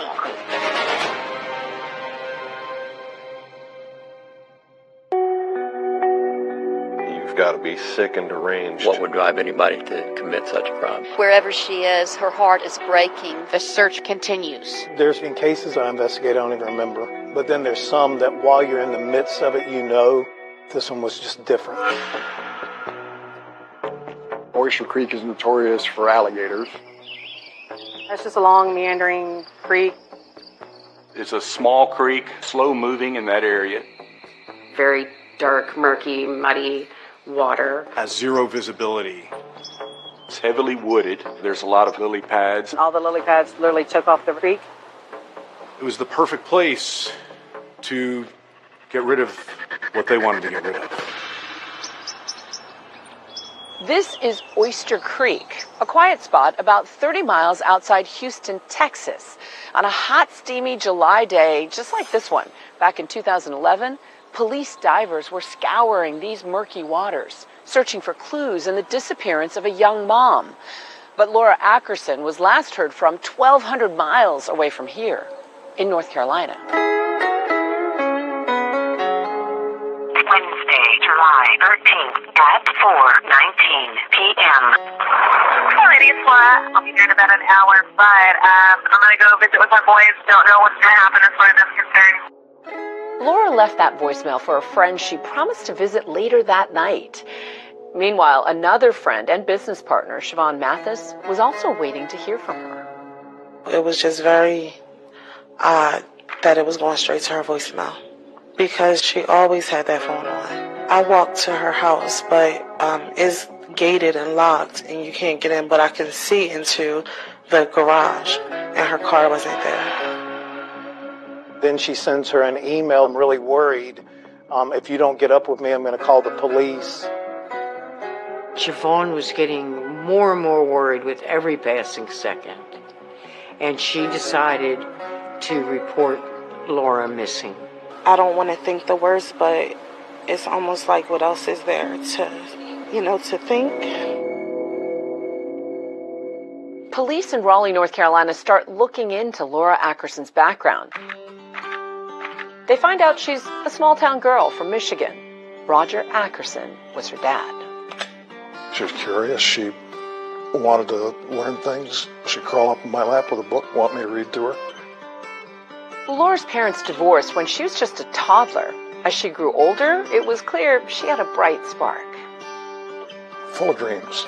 She could see beyond the end of her nose, where a lot of people can't. Everybody she met, she would always see the good in everyone. She didn't become the valedictorian of her high school class because she didn't want to do all the work. But a couple of years down the road, she said, boy, I wish I had. After high school, she moved to North Carolina and landed a waitressing job. That's where she met Heidi Schumacher. We were working at Applebee's together. Her first day, I was training her. I, was a little snippety at her, and she said, "You're not going to talk to me like that." Nobody had ever stood up to me before, and I said, "Oh, you know what?" I smiled at her, and I said, "Well, let's go out tonight. We're going to be great friends." And then, when Laura turned 23, she had an announcement to make. And she was like, "Oh my gosh, I have a surprise for you." And I said, "Okay, well, happy birthday," because it was on her birthday. And I was like, "Okay, what is the surprise?" She's like, "Okay, it's a guy." And I said, "Oh, all right, surprise, it's a guy." So hypnotized, shoes on the floor, food in the pan, what makes a man? Grant Hayes was a aspiring musical artist. Show me one man, I'll show you a man. He was known to Raleigh area. Talk to her sweetly, tell her no lie. Raleigh is a place we call the New South. It's a great mix of people coming from all over the country, raising their families. It's big enough that you have a city atmosphere, but it also has some small town values. Downtown Raleigh is kind of burgeoning, and so there are all these new bars and restaurants, and he was a musical act who would play at a lot of these places. Are you still with me when I'm gone? Are you still with me when I don't come? People liked his music. People liked his vibe. Grant Hayes, we love you. And she said, "We share a birthday. We're so connected." She thought it was some sort of cosmic intervention, that they were supposed to meet and they were supposed to be together. We were always together, and the nighttime go outside. And she was smitten. She was, and he was, he's a nice-looking guy. He's charismatic, and so seeing that, I think maybe a little bit of starstruck. I grew up in the pew, little Grant III, watching my father preach, and my mother would sing. And they've always been a huge inspiration. Grant was known by his last name, Hayes. He thought he could get some more buzz by changing Hayes to Haze, Hayes. She was kind of in awe of what he did. See, he would go to bars and he'd take his guitar and he'd sing songs. I'm working with some iconic figures in history, music history. Little Richard, godfather of rock and roll. Laura and Grant fell in love very quickly. She goes, my surprise is that I just got married. And I said, "Oh my gosh, awesome." She just was a spur-of-the-moment kind of person, so it didn't really surprise me, I guess, that she would just meet somebody and get married to them. And she was, ecstatic at that moment. Laura got pregnant very early on, and she had a little boy named Grant, the fourth. Always referred to as Little Grant. What she told me after she delivered the baby was that she was very happy because when Grant walked in and saw him, he fell in love with the baby. Oh, baby, don't go. Oh, baby, don't leave me. Heidi was not a fan of Grant Hayes, and she was very clear about that. We've had hateful tension between us since the moment we met. And she said, "Why can't you just be happy for me?" I said, "I know, but I just got this really bad feeling from him." And, and she would say that I was just trying to protect her, and I was just being an overprotective friend and, all that. And so I backed off. Soon, an opportunity in the Caribbean takes Laura and Grant's lives in very different directions. Party, stay out late, stay up all night. They were kind of living two separate lives. There was something simmering underneath that in the relationship. There may have been trouble there in paradise.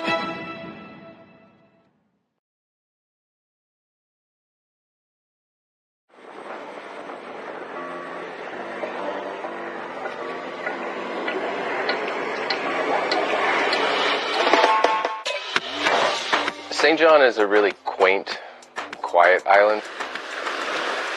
It's about 4,000 people. It's a magical place. It's a fantastic place. It's got an affluent clientele that goes there because 80% of the island's national park. Can't even be developed.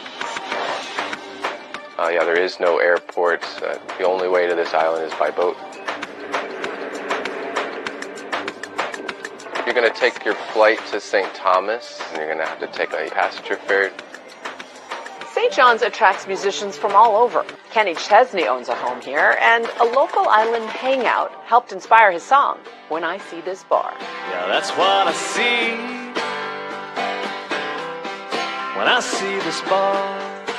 Grant had an audience. People liked his music here in Raleigh, but he thought he could take the next step in his career with music by going to the U.S. Virgin Islands.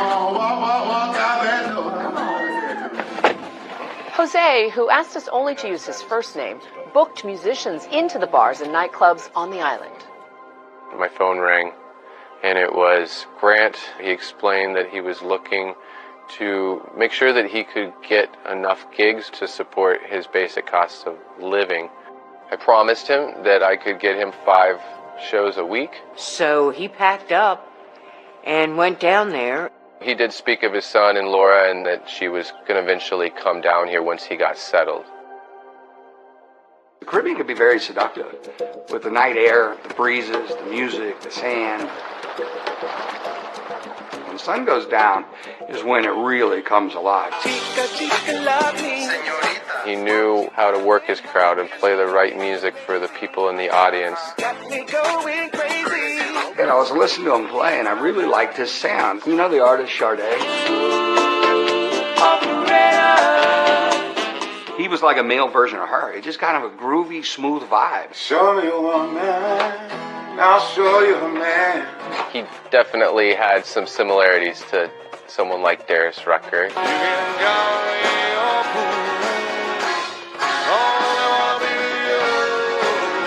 I want to love, and I want to give you more. I owned a bar on the island of St. John. How I first encountered Grant Hayes, he was playing, I believe it was at the Parrot Club. He was taking a break. He said, man, I really dig your sound. I'll bring some people from my bar down. And he says, really? From your bar? Yeah. But they won't be spending money with you if they're not at your bar. We'll have a good time. Are you still with me when I'm gone? Are you still with me? He was just waiting for that one guy to come in that's on vacation that might be with a record company. To actually identify and recognize that this guy has talent and let's make him an offer. But for now, he had to make do with paychecks of $150 to $200 per gig. It looked from the outside looking in that Laura and Grant had a great relationship. No one really knew the trouble brewing. He was very possessive. It was like he owned her. Grant didn't want her to have a relationship with her brother. He did not want any close relationships except for the one with him. Well, she had pretty effectively been isolated from everyone else in her life. I mean, he would take her self-esteem and just crush it into the ground. I, got to the door and she answered and she had a bloody nose and a, almost black eye already. I tried to get the girl to the hospital or file a police report or anything. No, he won't do it again. It's okay. It's going to be okay. I'm not going to press charges. It's fine. She's an optimist. She thought, well, he may change eventually. Always looking for the better side of him. Grant denied ever hitting Laura. Now she's planning to join him on St. John. But then she says she receives a stark warning from family and friends. I told her, don't go back. You don't need to go back to that. She really realized, man, I have to leave him. And I said, okay. And then we had a plan for her to leave, and she had gotten sick 3 or 4 mornings in a row. And she was pregnant. I said, you can still leave. You can still go. And she said, no, I have to tell him it's the right thing to do. It would have been easy. Just stay here. But instead she went back. She was going to do whatever it took to make that family work. She went down to St. John to start over, and she had told me that he said, oh, when you come down here, it's going to be great. Now reunited on the island of St. John, Laura gives birth to their second son in August of 2009. They name him Gentle. And then you have Gentle, because now in my maturity, I'm understanding what real masculinity is, and it's gentle. She was a wonderful mother. She loved her boys more than anything, more than her own life. She was a good mother, and she laid low and was a housewife. She wasn't into the party. They were kind of living two separate lives, and that's one of the reasons why he would hang out at my house, just so that he could do what he wanted and be himself, because he couldn't do that at home. Party, stay out late, stay up all night. I never saw him like walk over and kiss her on the cheek or any of that. There wasn't that kind of in-person tenderness between them that I ever saw. The little baby, Gentle, needed some medical attention and thought that here in North Carolina would be a better place to get him the medical care he needed. So she made plans to move back to take care of her boy. Laura had left the island, and he was kind of on his own. That wasn't really good for him, because then he could just really do whatever he wanted. He knew how to charm a lady and charm the crowd alike. So it wasn't hard for him to have a group of ladies to chat with after he stopped playing. He had no problem getting them to blush and getting a phone number. And sure enough, another woman soon makes waves in Grant's island life. Amanda, to me, was a striking woman. And Laura became concerned and suspicious and had a huge surprise coming her way.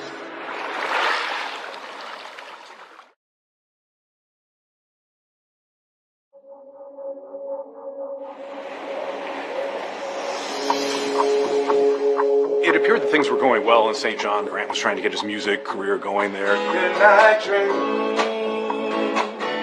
Don't give a ride to the dawn. And Laura, she's living here in North Carolina with the two little boys, trying to get their youngest son needed medical treatment. And then it wasn't too much longer later that Amanda came into the picture. Amanda, to me, was a striking woman. Amanda's daughter, Shay, shared a lot of details with us, but she asked that we not use her last name. And what was your relationship like growing up? My mom was my best friend. My mom was my hero. Like, what do you want to be whenever you grow up? I want to be like my mom. Amanda had been married 3 times previously, and the most recent husband before Grant was a wealthy businessman in Texas. And he actually died in an accident. After his death, there's a lot of money that Amanda inherits. Her big claim to fame was in acting. She was in the actual Stepford Wives, the remake that was done with Nicole Kidman, and she had a very small part. So how did she end up in St. John? She went down there on vacation. She was supposed to be gone for 2 weeks. She loved it so much. She moved down to the Virgin Islands. That was where she wanted to live. You lived there with her? I did. How old were you at that point? I was 20. And so how did she meet Grant Hayes? He was playing music. So it brought some people down there to listen to Grant play, and Amanda come in. She was looking at him like she hadn't eaten in a while, and he was a steak. Who pursued whom? The tango is two-sided. And did you see their infatuation, romance unfold? It wasn't instant. It wasn't like, oh my gosh, fireworks, oh. I definitely started seeing him hanging with Amanda, and it was obvious that they were a couple. I called him out for it. I said, man, you can't be doing this with her up in the States, way up in the States. He goes, oh, no, we're getting divorced, and it's over. She's staying up there. She's never coming back to the island. What was Grant's relationship like with Amanda? Yeah, I think with Amanda, because she was a little bit older, more mature, I don't think that she was sort of pushed around and controlled. Yeah, very territorial. Let's say there's a group of females in there, and one was, Grant and her were having too much eye contact and smiles, whatever. Then Amanda being over here would have the server bring her a drink, so that's from Grant's girlfriend. It kind of set her territory. And Laura, from a distance here in North Carolina, became concerned and suspicious there was something else happening there. Eventually, this relationship between Amanda and Grant takes the next step. It develops into something more. And they make the move from the Virgin Islands to New York. She convinced him that she can introduce him to the people that can make his career take off. Was he successful? I mean, he got repeat bookings at some of the different places. You know, he played the Grant Hayes variety show. Gotta get a warm welcome for Mr. Grant Hayes! I don't know. I ain't trying to. And then Grant says, to Laura, I would really like little Grant, their oldest son, to come visit me in New York. Grant assured her, this is just for 10 days. 10 days came and went, and he hasn't brought Grant back. And Laura was asking why. You said you would. And Laura had to file for custody to even see her son again. She didn't have a choice. Fighting to get her oldest boy back. In April of 2010, Laura hears surprising news. Grant calls her and says, Amanda and I just went to Vegas and we got married. It's a bombshell. It's a shock to Laura. It was a little surprising that they were getting married. They were definitely moving very fast. I married my soulmate, my best friend, and she is something that I wanted my whole life. Friends and family had been given the impression that Laura and Grant were married, but apparently they never were. Then Grant took a very aggressive move and went to court without her. He made these allegations about she's mentally unstable, she doesn't have a stable home, she's working as an escort. They had alleged that Laura was a danger to the children. He lied. He said several things in the ex parte custody order that just plain weren't true. And based on those allegations, Mr. Hayes got Judge Turner to sign an emergency custody order.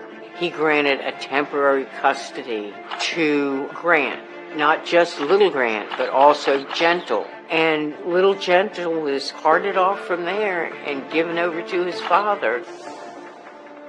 The worst time in her life was when she did not get to see her kids. She was devastated. She went to work to do whatever it would take to get the two boys back. As for Grant and Amanda, they moved down to Raleigh as the custody battle heats up.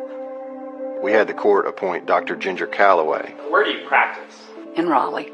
To evaluate both parties. To be able to give the court an opinion over whose home may be the best home for these children to be in. During that evaluation, Laura went on the record to say that Grant had isolated and controlled her, while Grant charged that she was the one manipulating him. When the psychologist report came in, the parts about Mr. Hayes referred to him having some, what the psychologist called, illogical and disturbed thinking. He rages angrily about Laura in front of the children. It is obvious they do not want Laura included in the children's lives. This is very concerning because, in essence, they want to obliterate her. And she came basically to the conclusion that, Laura had work to do. She is less mature than other adults and is easily overwhelmed. The psychologist did recommend a 50-50 split in custody, and that would have been a substantial improvement for where we were. In the meantime, Amanda had gotten pregnant. Lillian Love. Lillian Love? Yes. And gave birth to a little baby girl. All right. They were thrilled to welcome baby Lily into the world, joining Grant's two sons. But that was overshadowed by Grant's struggles to break through in the music business. Between the legal proceedings and I think Grant's spending, they're out of money. It was a mess. Yes. He was the reason that my mom was not okay. Sitting in a bathroom floor crying, going, I have no idea how the hell I'm going to do this. I mean, what do? You've gone through over $200,000 in 18 months. That's how much money they went through? Easily. How dire was the financial situation? Oh, they were getting evicted from their apartment. Grant called his mom, Patsy, and said, hey, we need to move in with you. Hey, Mom, it's Grant.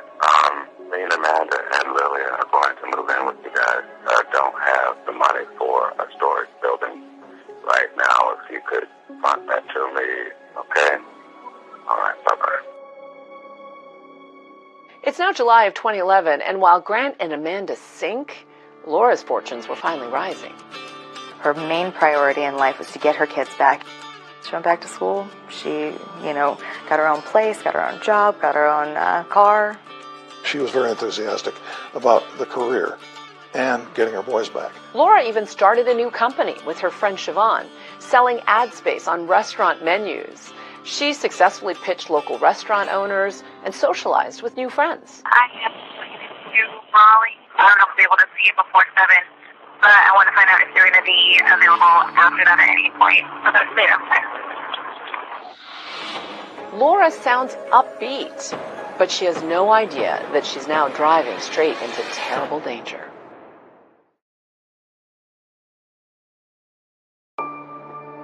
It's July 2011.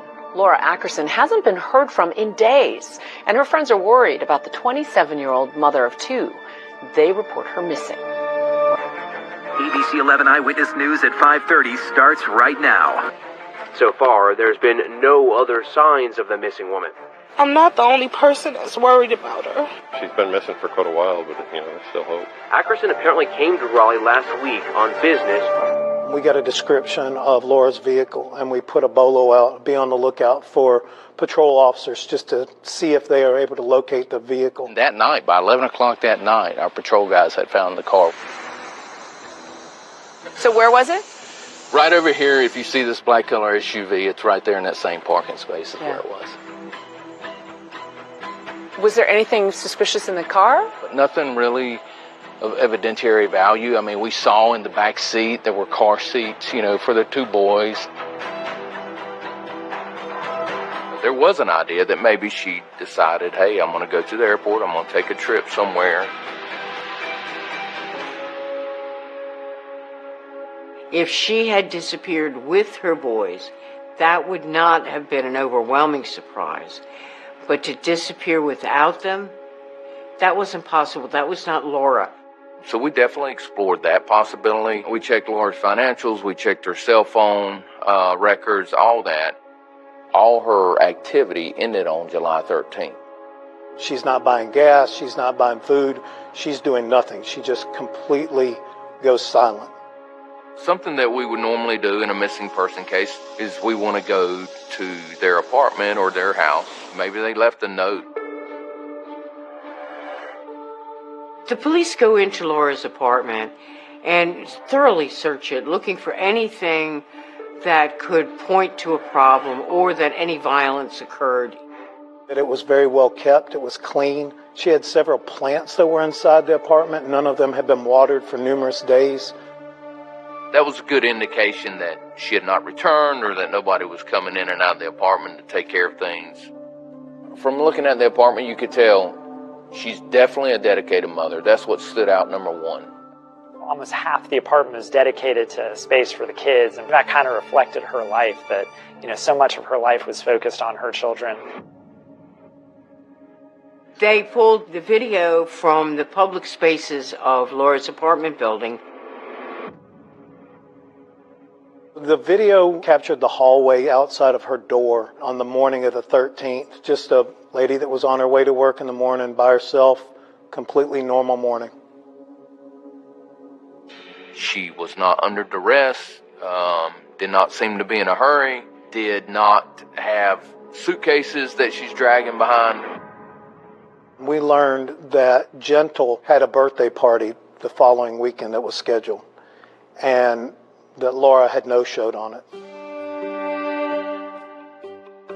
That's all when we started thinking this wasn't going to be just a normal missing person. We still want to look, hey, are there other people in Laura's life that may have something to do with her disappearance? Laura admitted that she'd gone to some sugar daddy sites. You're trying to meet maybe wealthier men. We were never able to show that there was any meeting of any kind between Laura and somebody else.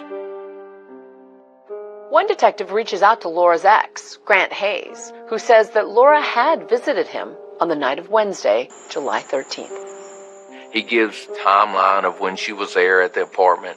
Well, she actually came up here to visit the boys and says that she left, after being there for a little while. Grant Hayes also tells investigators that 2 days after visiting his apartment, Laura was supposed to meet him at the local Sheetz gas station for their scheduled custody exchange. He shows up to the scheduled Friday 5 o'clock time. He has the boys with him. They would come in the store to use the restroom. Grant goes in to buy a pack of cigarettes. But essentially, they're waiting in the parking lot. And waits for over an hour for Laura to arrive. And she never arrives. He was sending out very angry email messages and text messages to Laura. You're late again. Where are you?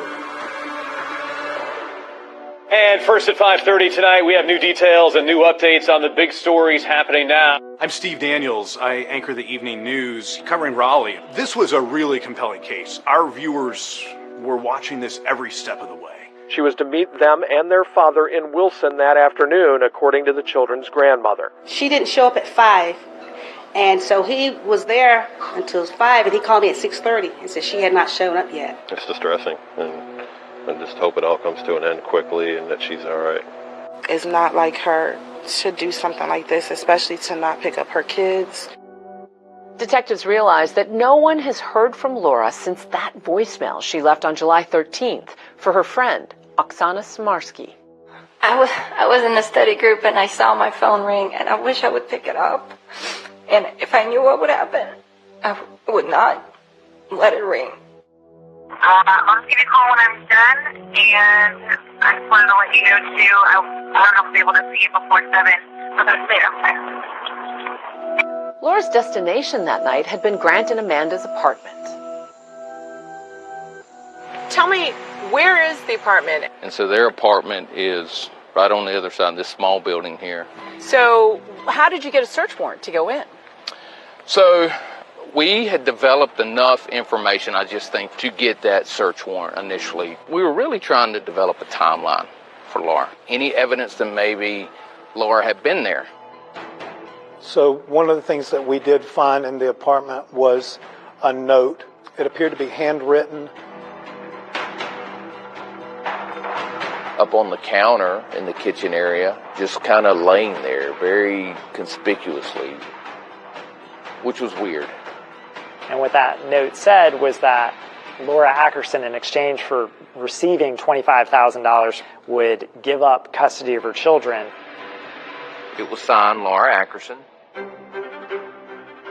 That was suspicious, because everybody had been telling the police Laura would not leave her boys. Those boys were Laura's life. She would have never signed over her children for any amount of money. Why a note? You already are going through the court system. Why don't you just go through your attorneys? And that is not the only curious discovery in that apartment. As soon as they opened the door, hit with the overwhelming smell of bleach.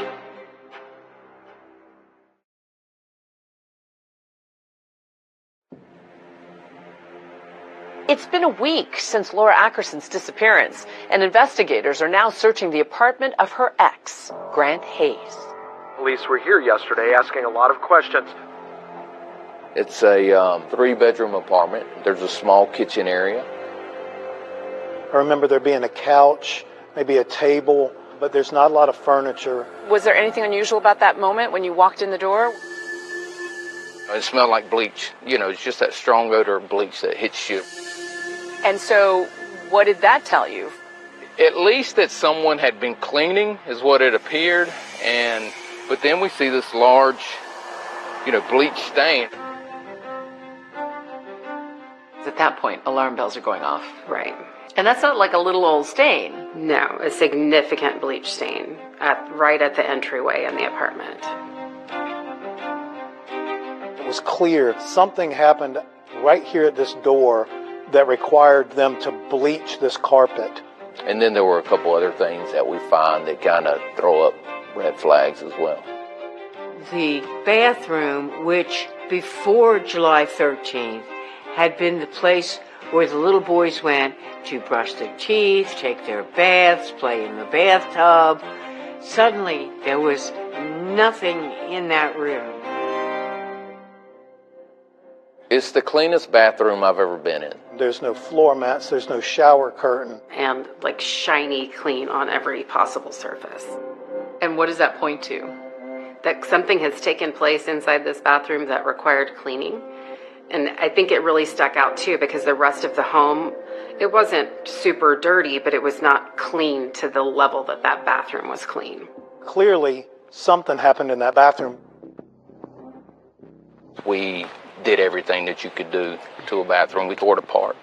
We ripped up the floor. We took out the plumbing and did everything that you could do forensically at that time. We even went to the apartment below, came up through the ceiling to get the plumbing, and nothing. There was nothing. There was no blood. Laura's body was not there. Nothing broken to indicate a struggle. So we still are kind of on the fence of what do we have here? So investigators now have a lot more questions for Grant and Amanda. But first, they have to find them. Detective Falk had learned that Amanda had a daughter. Her name was Shay. And Detective Falk conducted an interview with her. The police show up at your door. What was that like? Terrifying. I've never had a speeding ticket before. I've never been in trouble before. And so what did you tell them? Well, they wanted to know where my mom was. And I was like, what do you mean, where is my mom? And I was like, what is this about? And they were like, well, Laura's missing. And I was like, wait a freaking second. You guys need to find my mom. And I need you to find out where the babies are because they are probably not okay. Where Shay tells us my mom and Grant, they took off and they went down to Texas. Grant and Amanda were loading the kids up and making a trip to Texas to visit Amanda's sister, Karen Berry. She was going to go visit my aunt because my grandmother had just died and she hadn't seen her sister in years. And I told my mom, I was like, I want to go with you. And she told me no. Amanda's daughter Shay tells police Grant rented a U-Haul trailer at this location on July 16th. That's 3 days after Laura went missing. Now what investigators want to know is why. So after finding that, I requested surveillance video from U-Haul here in Raleigh. Why'd they rent a U-Haul trailer? Well, according to Shay, there's this kind of antique hutch that she was going to give to my aunt. At this point, Grant and Amanda were downsizing their belongings as they were getting ready to move. I guess that Grant was like, take it to your sister's, it'll be safe there. Did that sound odd to you? I mean, we've had this piece of furniture for like 20 years. Why are you worried about where it's going to be now? But whatever. Grant makes a comment when he goes to get the U-Haul trailer that he's going on a fishing trip with his son. The police wanted to know where Grant was, and so they checked his cell phone pings and found out that he was in Texas. One of the first pings that we get on Amanda's cell phone is her sister Karen Berry's house.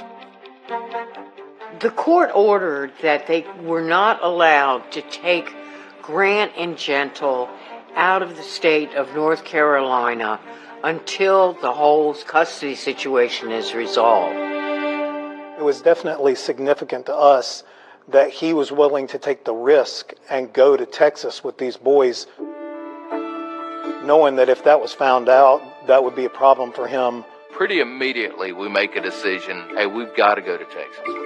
This is literally a 20-hour drive on a hunch that we could find evidence out there. So Skinner Lane is in the middle of nowhere. 2 deputies, myself, drove to Karen Berry's house cold. She didn't know we were coming. We told her that basically we wanted to talk to her about Grant and Amanda. She told us that she was expecting us. She was very, very nervous. She cried a lot, and she said, before I answer any more questions, do you mind if I pray? And it means there's something big that you're about to tell us. And as a homicide detective, anytime somebody wants to pray, you let them pray.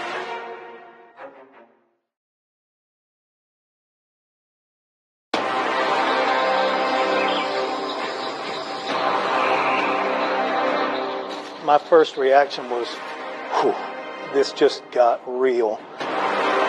It was the lead story on the news night after night after night. Grant shows up to the Friday handoff and waits for over an hour for Laura to arrive, and she never arrives.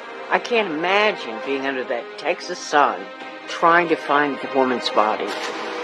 It was just a grotesque thing to have to do. And you would have to dive through murky water like this? It's not a swimming hole. It's not a place where people go paddling in. This is just sort of a wasteland. You found a manual for the power saw. What went through your mind? No one does construction work in this house. I'm just buying a saw at 2 o'clock in the morning. How the hell did we get here? As soon as prosecutors hear this song, they're like, wow. It was a song. Not real life. Until it is real life.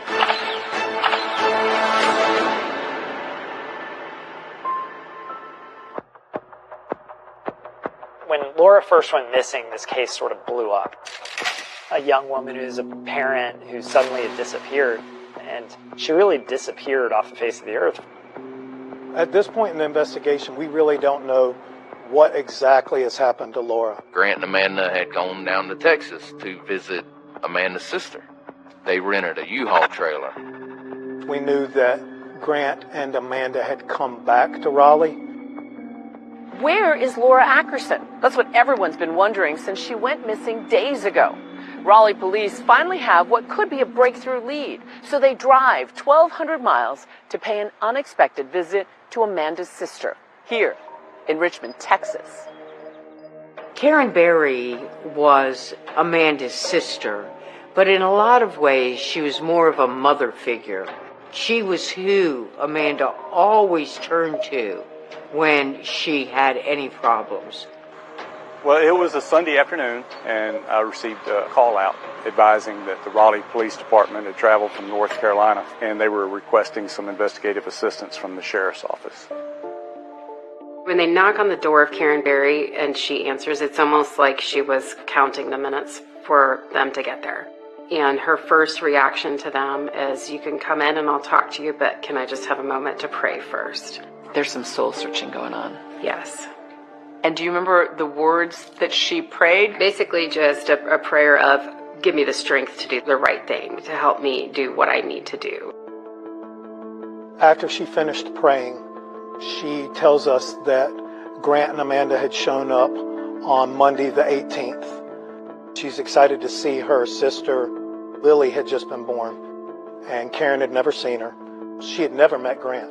Karen didn't get a very good impression of Grant because he was hyper nervous. Grant slept most of the day. Karen pointed that out. And she could tell something was wrong with her sister. Amanda seemed troubled, but also concerning were several inquiries that Amanda and Grant had made of her and her boys. What were the peculiar questions? Well, one was about the creek. Just across the street is Oyster Creek. Karen's boys, they had a flat-bottom boat. Grant and Amanda, they were asking permission to use the boat to go out there to explore for sharks. Well, we're 90 miles inland, and this is a freshwater creek. I'm pretty confident there's never been a sighting of a shark in Fort Bend County. Grant asked, are there alligators where I can access Oyster Creek? And then they talk about they want to go fishing. They'll take the boat out fishing. And Karen said, no, that is not a place that you need little toddlers fishing. Karen told the police that they took the boat out one night. She didn't know why. The boys were sound asleep. So it didn't make any sense to her. We conveyed to her repeatedly that we are not looking at her as a suspect. And then we directed the conversation toward Laura. Did Grant and Amanda tell you anything? She clearly conveyed to me that Laura and Amanda did not get along.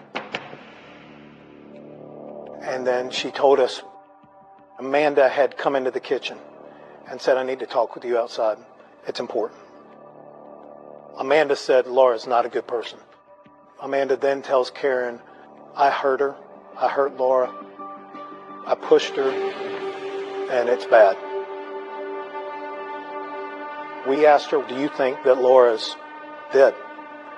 And Karen said, I think that there's a good chance. And at that point, she gave us consent to search the property. The scene was immediately cordoned off. There were several areas on the property itself that we needed to search, in addition to searching the creek across the street. This creek is off of Skinner Lane off in Corbin County. We're about 100 yards west of the 4300 block. It looks different now, right? Yeah, things have changed a lot in the last 13 years. There were big piles of trash all in the backyard. There was a hog pen to the right of the house. You uncovered a lot of evidence here. We did. We uncovered a lot of evidence. Karen was asked what items were left behind. Are these yours, or are these something that you know nothing about? We found some empty carry-on suitcases, presumably left by Grant or Amanda. We found some ice chests. Karen was not aware that they came down there with 3 coolers until she saw Grant cleaning them out in the backyard. If these were ice chests that were needed for their long journey to Texas from Raleigh, why weren't they needed during the long journey back? Fort Bend police call in crime scene investigator Officer Kim Oreskovich. They want her to search that muddy creek across the street from Karen Barry's house. When I got here is when Lieutenant told me that, hey, you're looking for a body. And so what was going through your mind? I was like, no, we're not going to find it. If there was dumped here in the creek, normally the current would take it out. The creek was probably 25 feet wide, very swampy looking. It's not a swimming hole. It's not a place where people go paddling in. This is just sort of a wasteland. There are alligators. They had someone in the boat ready to shoot an alligator. We're down, obviously, on our knees in the boat, so he's literally above us, watching for gators in front of us, see if there's any signs of a gator coming out. With a long gun in his hand. Absolutely. I can't imagine being under that Texas sun trying to find a woman's body. It was just a grotesque thing to have to do. What did you see? We're like, okay, there's something big floating on top of the water in the water lilies. My first reaction was, whew, this just got real.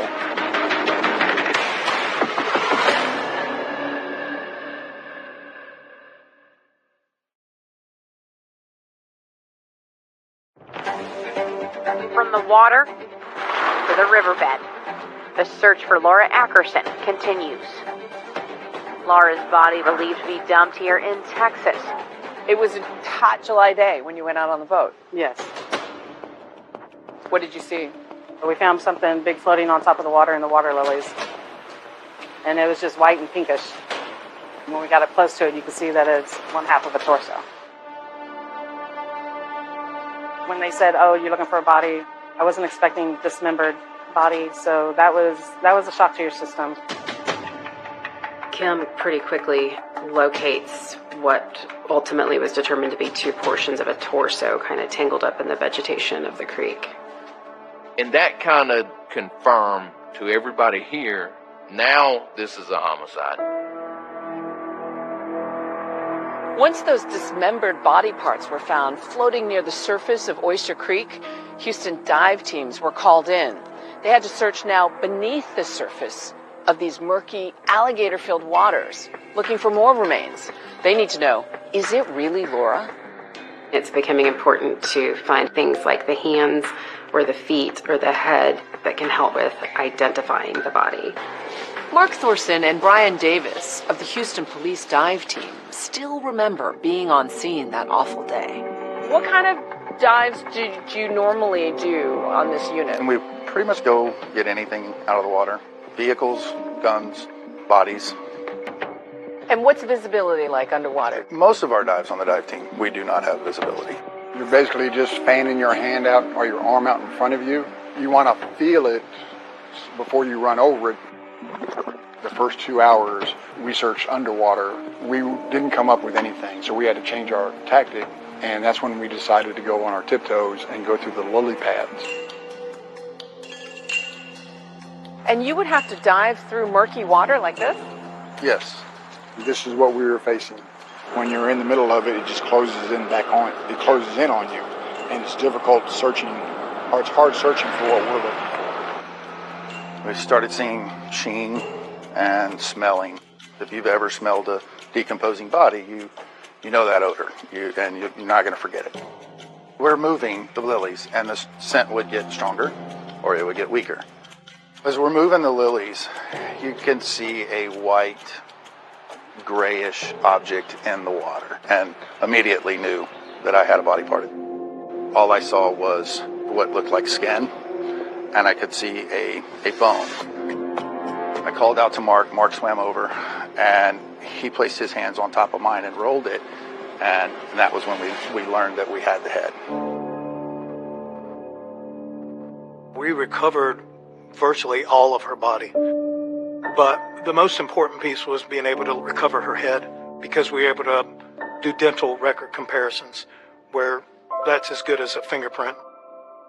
They were able to confirm that it was Laura Ackerson, and that mother of 2 boys was now dead. And they knew they'd found Laura in the Texas creek.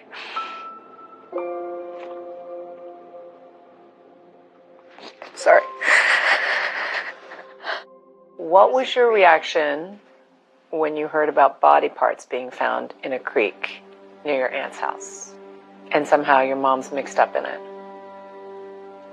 It was the most devastating thing to have ever happened in my life.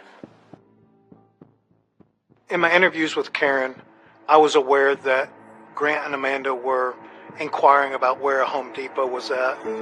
They had some shopping that they wanted to do. Investigators visit a local Home Depot and uncover this video of Grant purchasing suspicious items, including muriatic acid. We had video evidence of the purchase of the muriatic acid, garbage can, and also some large cuff neoprene chemical-resistant gloves. A Home Depot employee told law enforcement that Grant had asked if the acid would eliminate the odor from a hog pen. We searched the hog pen, and we noticed a larger darkened spot, circular spot, right in the middle of the hog pen. In getting close to the soil, you could smell the chemical smell of presumably muriatic acid. So what do you think happened there? They attempted to dispose of Laura in that hog pen. Destroy her yes, physical remains. Or at least means of identifying her. Despite having found Laura's body parts, the police still don't know how she was killed. But they do have enough evidence for arrest warrants for Grant and Amanda. We head down to Kinston to arrest Grant and Amanda at their parents' house. And we take them into custody. Grant left a note on the dresser of his parents' house, and it said that he grants sole custody of Grant, Gentle, and Lily to his parents. He had to know that he was in a dangerous position. Both Grant Hayes and his wife Amanda are now in jail. Hayes and his wife Amanda are both charged with murder in the death of Laura Ackerson. Both pleaded not guilty. I even sent him a message. I said, Grant, what the hell, dude? What are you doing? Why? You know? I don't know if he ever read he was incarcerated at that point. What was your reaction to her arrest and being charged with murder? Shocked. How the hell did we get here? I can't imagine a daughter watching her mother be arrested and charged with murder and have to contend with that. It's soul-shattering. It makes you question your morals and values. It makes you question who you are. Soon, authorities find even more evidence they say will bolster their case. When you see the surveillance video, what went through your mind? It's scary. It's barbaric. It's inhumane.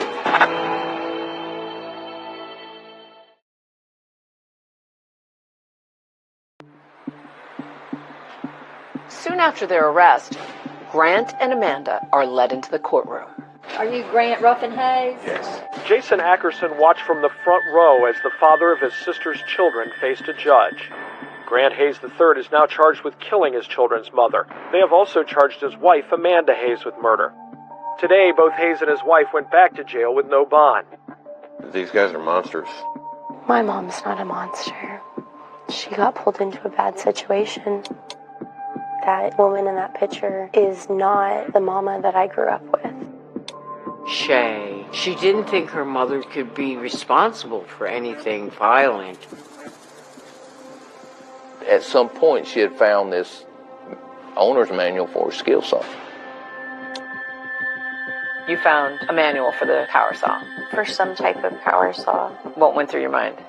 No one does construction work in this house. And I don't see anything freshly built.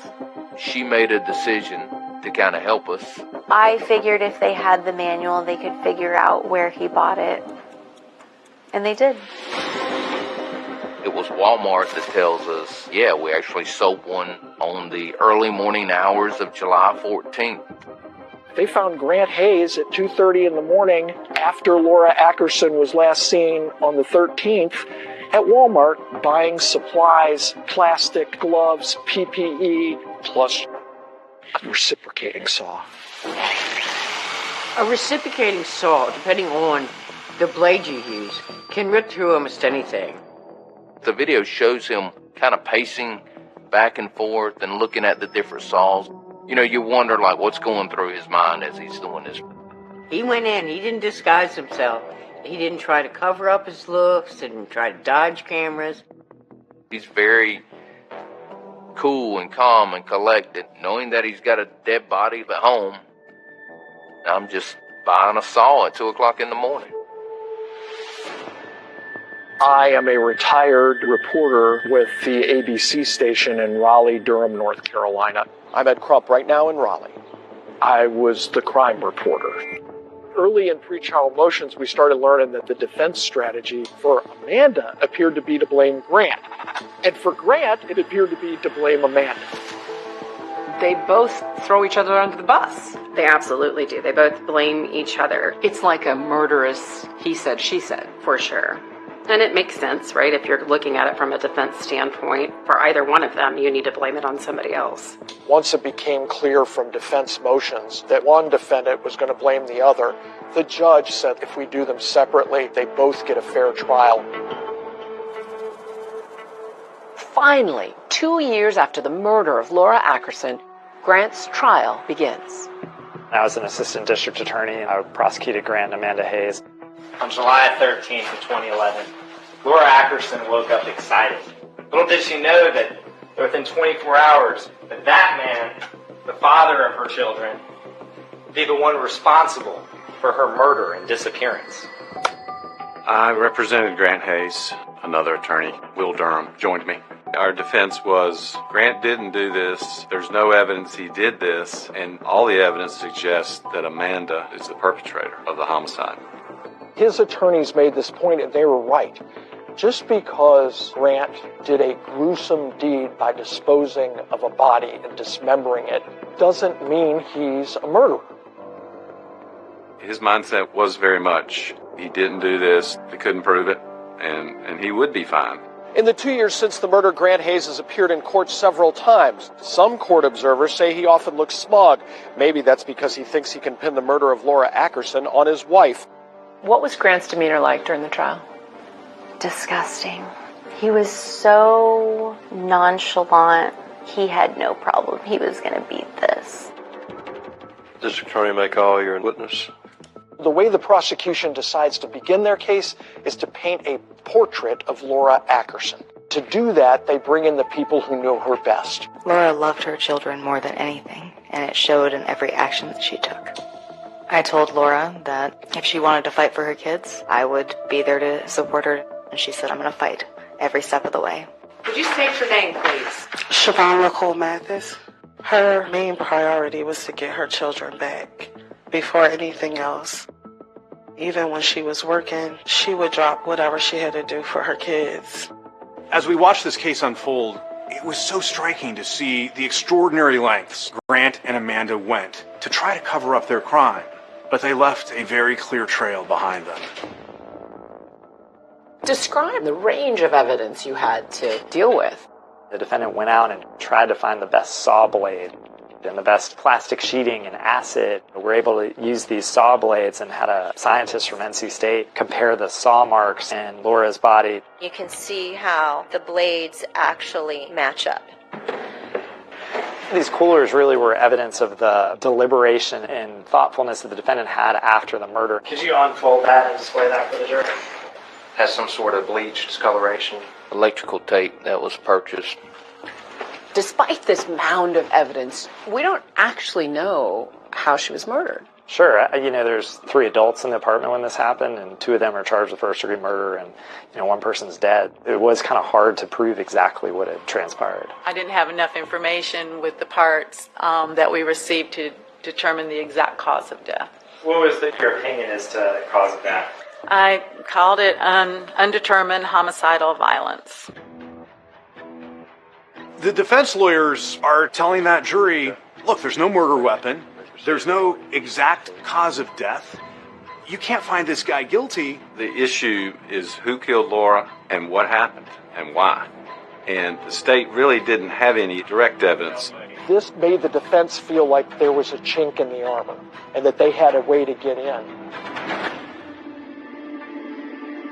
But soon, prosecutors would try to use Grant's own words against him. I got to baby. I can't take any more from you. As soon as prosecutors hear this song, they're like, wow.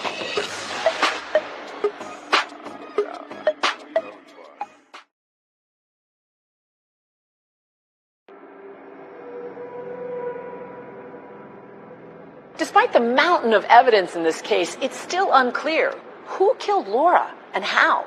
The prosecution is about to call a witness who claims to know what happened.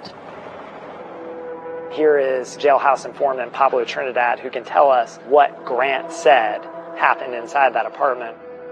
Pablo Trinidad met Grant at the Wake County Jail, where they were both behind bars. Pablo was being held for drug-related offenses. He's the typical snitch witness.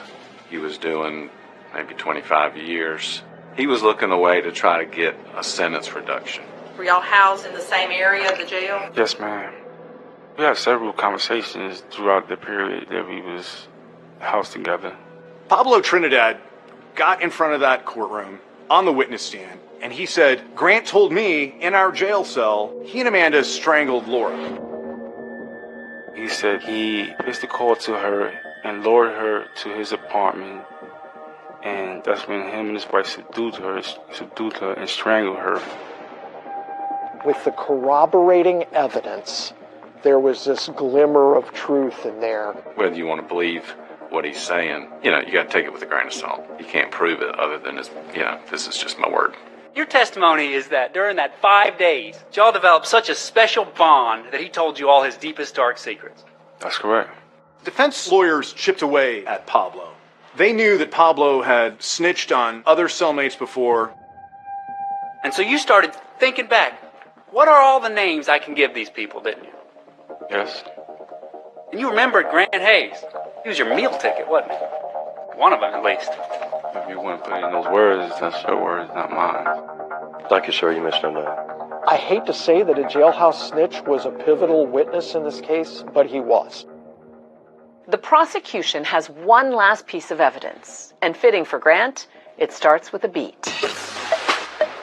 Shay actually brought to our attention. She knew about this song that Grant had previously recorded. It was called Broomstick Rider. Broomstick Rider, just happened to be my baby's mama. D-Shine, you got me. The lyrics of it told what his desire to do to Laura was. I put a price tag on your head. That's right. You must have told your attorney I got intentions on killing you. The sort of might stop me. My bullets will get you. He wrote this song with Laura in mind. His attorney called it a parody. The state at this time could seek to publish a song that was recovered off of the defendant's iPod. The defense objected to the song, saying it wasn't relevant. but the judge overruled and allowed it in. We both kind of peer over and see the defendant bobbing his head and sort of rocking out to the song about killing the person that he was on trial for killing, which was sort of a staggering event. It was a song. It was a song. Not real life. Until it is real life. And it messes up your entire existence. It messes up who you think you are at your core. Can we take a second?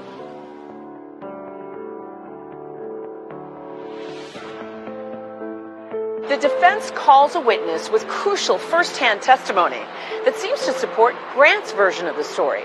It's Amanda's sister, Karen Berry. Remember, Amanda told her sister that she hurt Laura. Could you please state your name for the court? Karen Berry.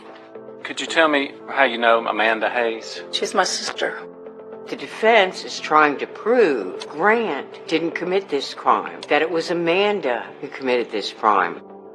Our case focused on statements that Amanda made to her sister. She came in and she told me that she had hurt Laura and that she had hurt her bad. She says, I hurt Laura, not we hurt Laura, or he hurt Laura. It actually benefited Grant to some degree because for Grant, his defense is Amanda did this. Well, that was definitely a defense bombshell. But when she was pressed further, she detailed another story that happened. I said, I want the truth out of you now. And I looked her straight in the eye and I asked her if she was covering for Grant. How did she answer? She looked me straight in the eye. She shook her head and went.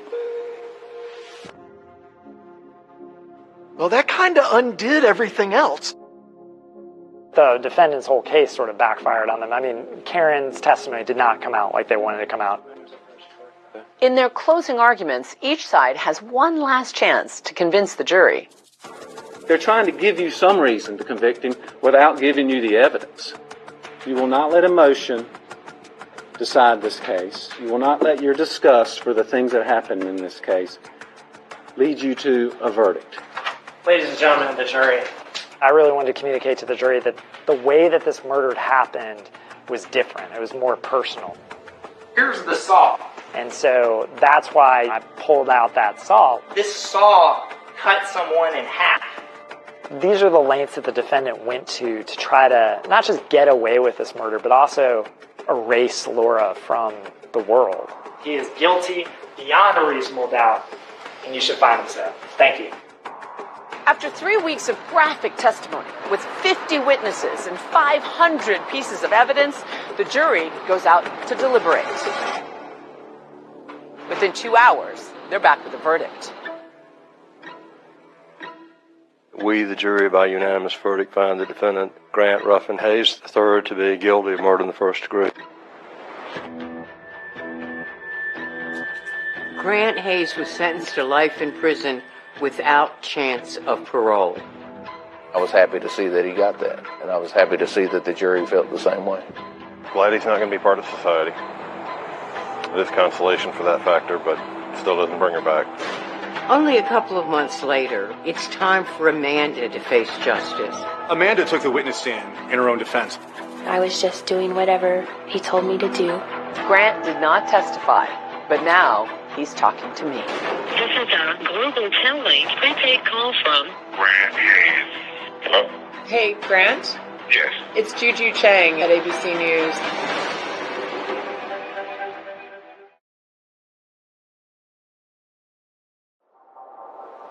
This is a Global Telling prepaid call from Grant Hayes. After Grant's trial and conviction, many questions remain unanswered, like what happened in that apartment. So we arranged to speak with him from prison. But his claims about how Laura died doesn't really add up. Grant, can you hear me? It's Juju Chang at ABC News. Thanks so much for calling. Thank you for picking up. So let me ask you this. People have described you as very charming, but also manipulative and even scary. I don't really have any defense for what people think about my character. But, you know, I'm not in prison for being a bad person. I'm in prison for killing a woman. And that didn't happen. So you're saying you didn't kill Laura? No, I didn't kill Laura. So what happened that night in the apartment? How did she die? From what I was told, when I left the room, she had asked to hold our 5-week-old baby, and Amanda had refused her.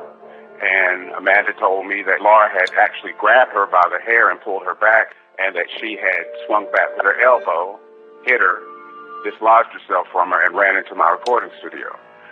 And when I came back in the room, Laura was laid out. I just want to get this straight, Grant. You're blaming Laura for her own death? Laura attacked a woman. I don't know any other way to look at it. And so at that point, why not call 911 to try to resuscitate her? I was freaked out. Honestly, I was afraid. I was very, very afraid. And then you're captured on video buying a saw. Who came up with that plan? Well, Amanda had a plan to take Laura's body to a swamp at her sister's in Texas. And we had to get it out of the house, and the only way we could do that was if it were dismembered. So I guess you could say it was carrying out a plan that was Amanda's. It's only been a few months since Grant's conviction, and now Amanda Hayes' trial is set to begin. In Amanda's trial, we're still putting forward the same evidence as Grant's trial, but at the same time, we want to accent Amanda's role in everything. The defense was trying to show Amanda she was coerced by Grant and only did what Grant said in order to protect herself and her child. But Amanda isn't just sitting there idly. She is an active participant in everything that we see. In Texas, there was a camera trying to catch people illegally dumping or littering, and it captures exactly that. Where are we in relation to where her sister's house is and where the body parts were found? We're just a mile and a half down. At my particular unit, we were in charge of environmental crimes. At that time, the camera was set up right where you see these two trees. Saw something was odd in the photos. The female that got out of the truck started unloaded boxes and jugs and started shoving them under the tree in this fence line right behind me. She was shoving it into the bushes. And then I found some boxes of acid. Seemed really strange. And I had watched the news the night before showing her court appearance in Raleigh. And so how did you put that two and two together? They looked the same, looked like the same lady. It was kind of really basic. People look at that and say, she doesn't look like she's under duress. She doesn't look like she's afraid. A picture can tell 1,000 words, but it can hide 1,000 words too. What do you think that picture was hiding? I think that picture shows a still frame of a woman thinking she's out in the middle of nowhere in the country and just trying to hurry up, get it over with, get it done. And my question is, if you are driving a vehicle down the road, dumping evidence, and you are so scared, keep driving. Go to the police, go somewhere for help. The one difference between these two trials, we found out Amanda would testify. I think the defense had decided that if she went on the stand, she had a way of projecting innocence. Right now we're going to begin with the North Carolina trial of a woman accused of killing the mother of her stepchildren. Taking the stand for the first time this week, Amanda Hayes' defense was simple. I was just doing whatever he told me to do. Her husband made her do it. How would you describe her? Strong, poised, well-rehearsed, but in a very sweet, almost sing-songy baby voice. Amanda, did you kill Laura Ackerson? No, sir, I did not. Did you help Grant kill Laura Ackerson? I absolutely did not. Were you present when Grant killed Laura Ackerson? No, sir, I was not. Grant told me that Amanda killed Laura in self-defense, but Amanda says it began with an accident. The picture that Amanda paints inside that apartment on the night of the murder has Laura bumping into Amanda as Amanda is holding their newborn baby, and describes Laura falling to the ground. Amanda Hayes says she had no idea Laura Ackerson had died after Ackerson was injured at the Hayes Raleigh apartment. She says she left with the children when Ackerson fell and hit her head. I think she hurt her own credibility by telling these implausible stories about she came back after a couple of hours and had no idea that Laura had been killed and her body disposed of. You can't even do all that in a couple of hours. This is a small apartment. Dismembering somebody takes a lot of things. Seems hard to believe that your mother didn't know. It seems hard. It does seem hard to wrap your head around. It does. I know you love your mom. I know you support her. Could it be that you're seeing it through rose-colored glasses? Absolutely. And that perhaps she was more involved than you'd like to believe? Nobody will ever know what they don't know. She also testified that her husband threatened to kill her if she didn't help dispose of the body. He told me that that I had to help figure out how to get rid of this body, or else none of us were making it back to North Carolina, to Raleigh. Did it ever seem to you like she could have also been a victim of Grant Hayes? You know, I feel like there's a possibility that Amanda was a victim of Grant's charisma, Grant's narcissism. But beyond that, I don't believe that she was a victim of anything. No one knows what that relationship's like, but and those pictures on Amanda's camera reflect Amanda having a good time and smiling the whole time. Amanda Hayes is a former bit part performer who attended acting school in New York, but according to one of the prosecutors, none of her acting jobs were as good as the one she gave in this courtroom. She has given the performance of her life. She came across as sympathetic. She came across as, Grant's the controlling jerk, and I just got swept up in all this. We're asking that you find her not guilty on both charges. But would the jury believe Amanda? We may never know what kind of verdict Amanda Hayes expected. If it was something different than what she got, her face didn't show it. And what does Grant make of it all? Laura's death killed me. You're saying essentially that you're the victim in all of this.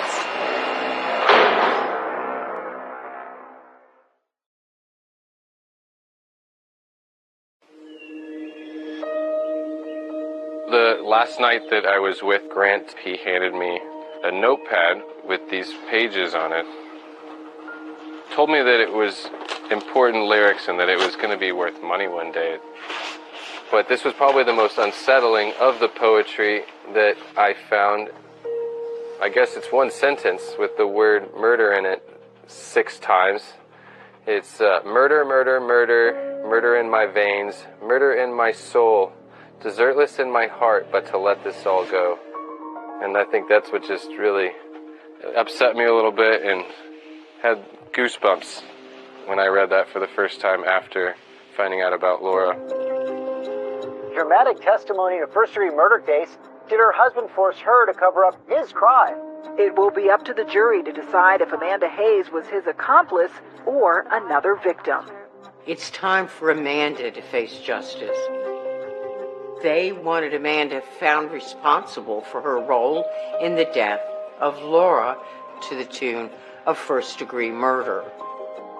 It is the unanimous verdict of the jury that the defendant is guilty of murder in the second degree. Amanda was convicted of the lesser charge of second-degree murder, and she was sentenced to between 13 and 17 years in a North Carolina prison. They were both there. They both had the opportunity to save Laura's life. Neither one of them did it, so to me that makes them both guilty of first-degree murder. What was your reaction to the verdict against your mom? It was a glimpse of hope. Why is that? Because it wasn't life with no chance of parole. Amanda is later tried and convicted in Texas for tampering with evidence, resulting in an additional 20 years in prison. What does justice look like for her? I think more of it is what does justice look like for Laura and those little boys. Who actually delivered a death blow? I don't know if Grant did it or if Amanda did it. The fact is, this husband and wife collaborated to kill this woman. Despite being convicted for killing Laura, Grant remains steadfast in defending his image. It doesn't sound to me like you have a lot of remorse about Laura's death. Let me tell you something about my remorse and Laura's death. Laura's death killed me, killed my family. So I think I'm the most remorseful person. I am the one who everyone points at and says, he did this. He's the bad guy. He's the monster under the bed. It's just not true. You're saying essentially that you're the victim in all of this. No. Amanda and Lillian were the victims. What, if any, regrets do you have in this whole matter? I regret that we took her body apart. It just colors the way that people are going to see me for the rest of my life. When you think about Laura, what comes to mind? I talk to her. I ask her to always watch over all of the kids. And I tell her thank you for watching over me. Today, all 3 of Grant's children are being raised by his own mother. The kids have no contact with Grant or Amanda. Those boys were Laura's life. She was doing everything to have a better life for them. She was a wonderful mother. She loved her boys more than anything, more than her own life.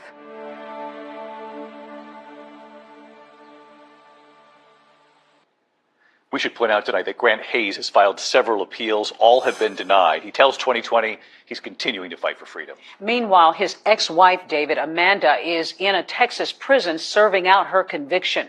She declined to be interviewed. That's our program for tonight. Thanks so much for watching. I'm Deborah Roberts. And I'm David Muir from all of us here at ABC News in 2020. Good night.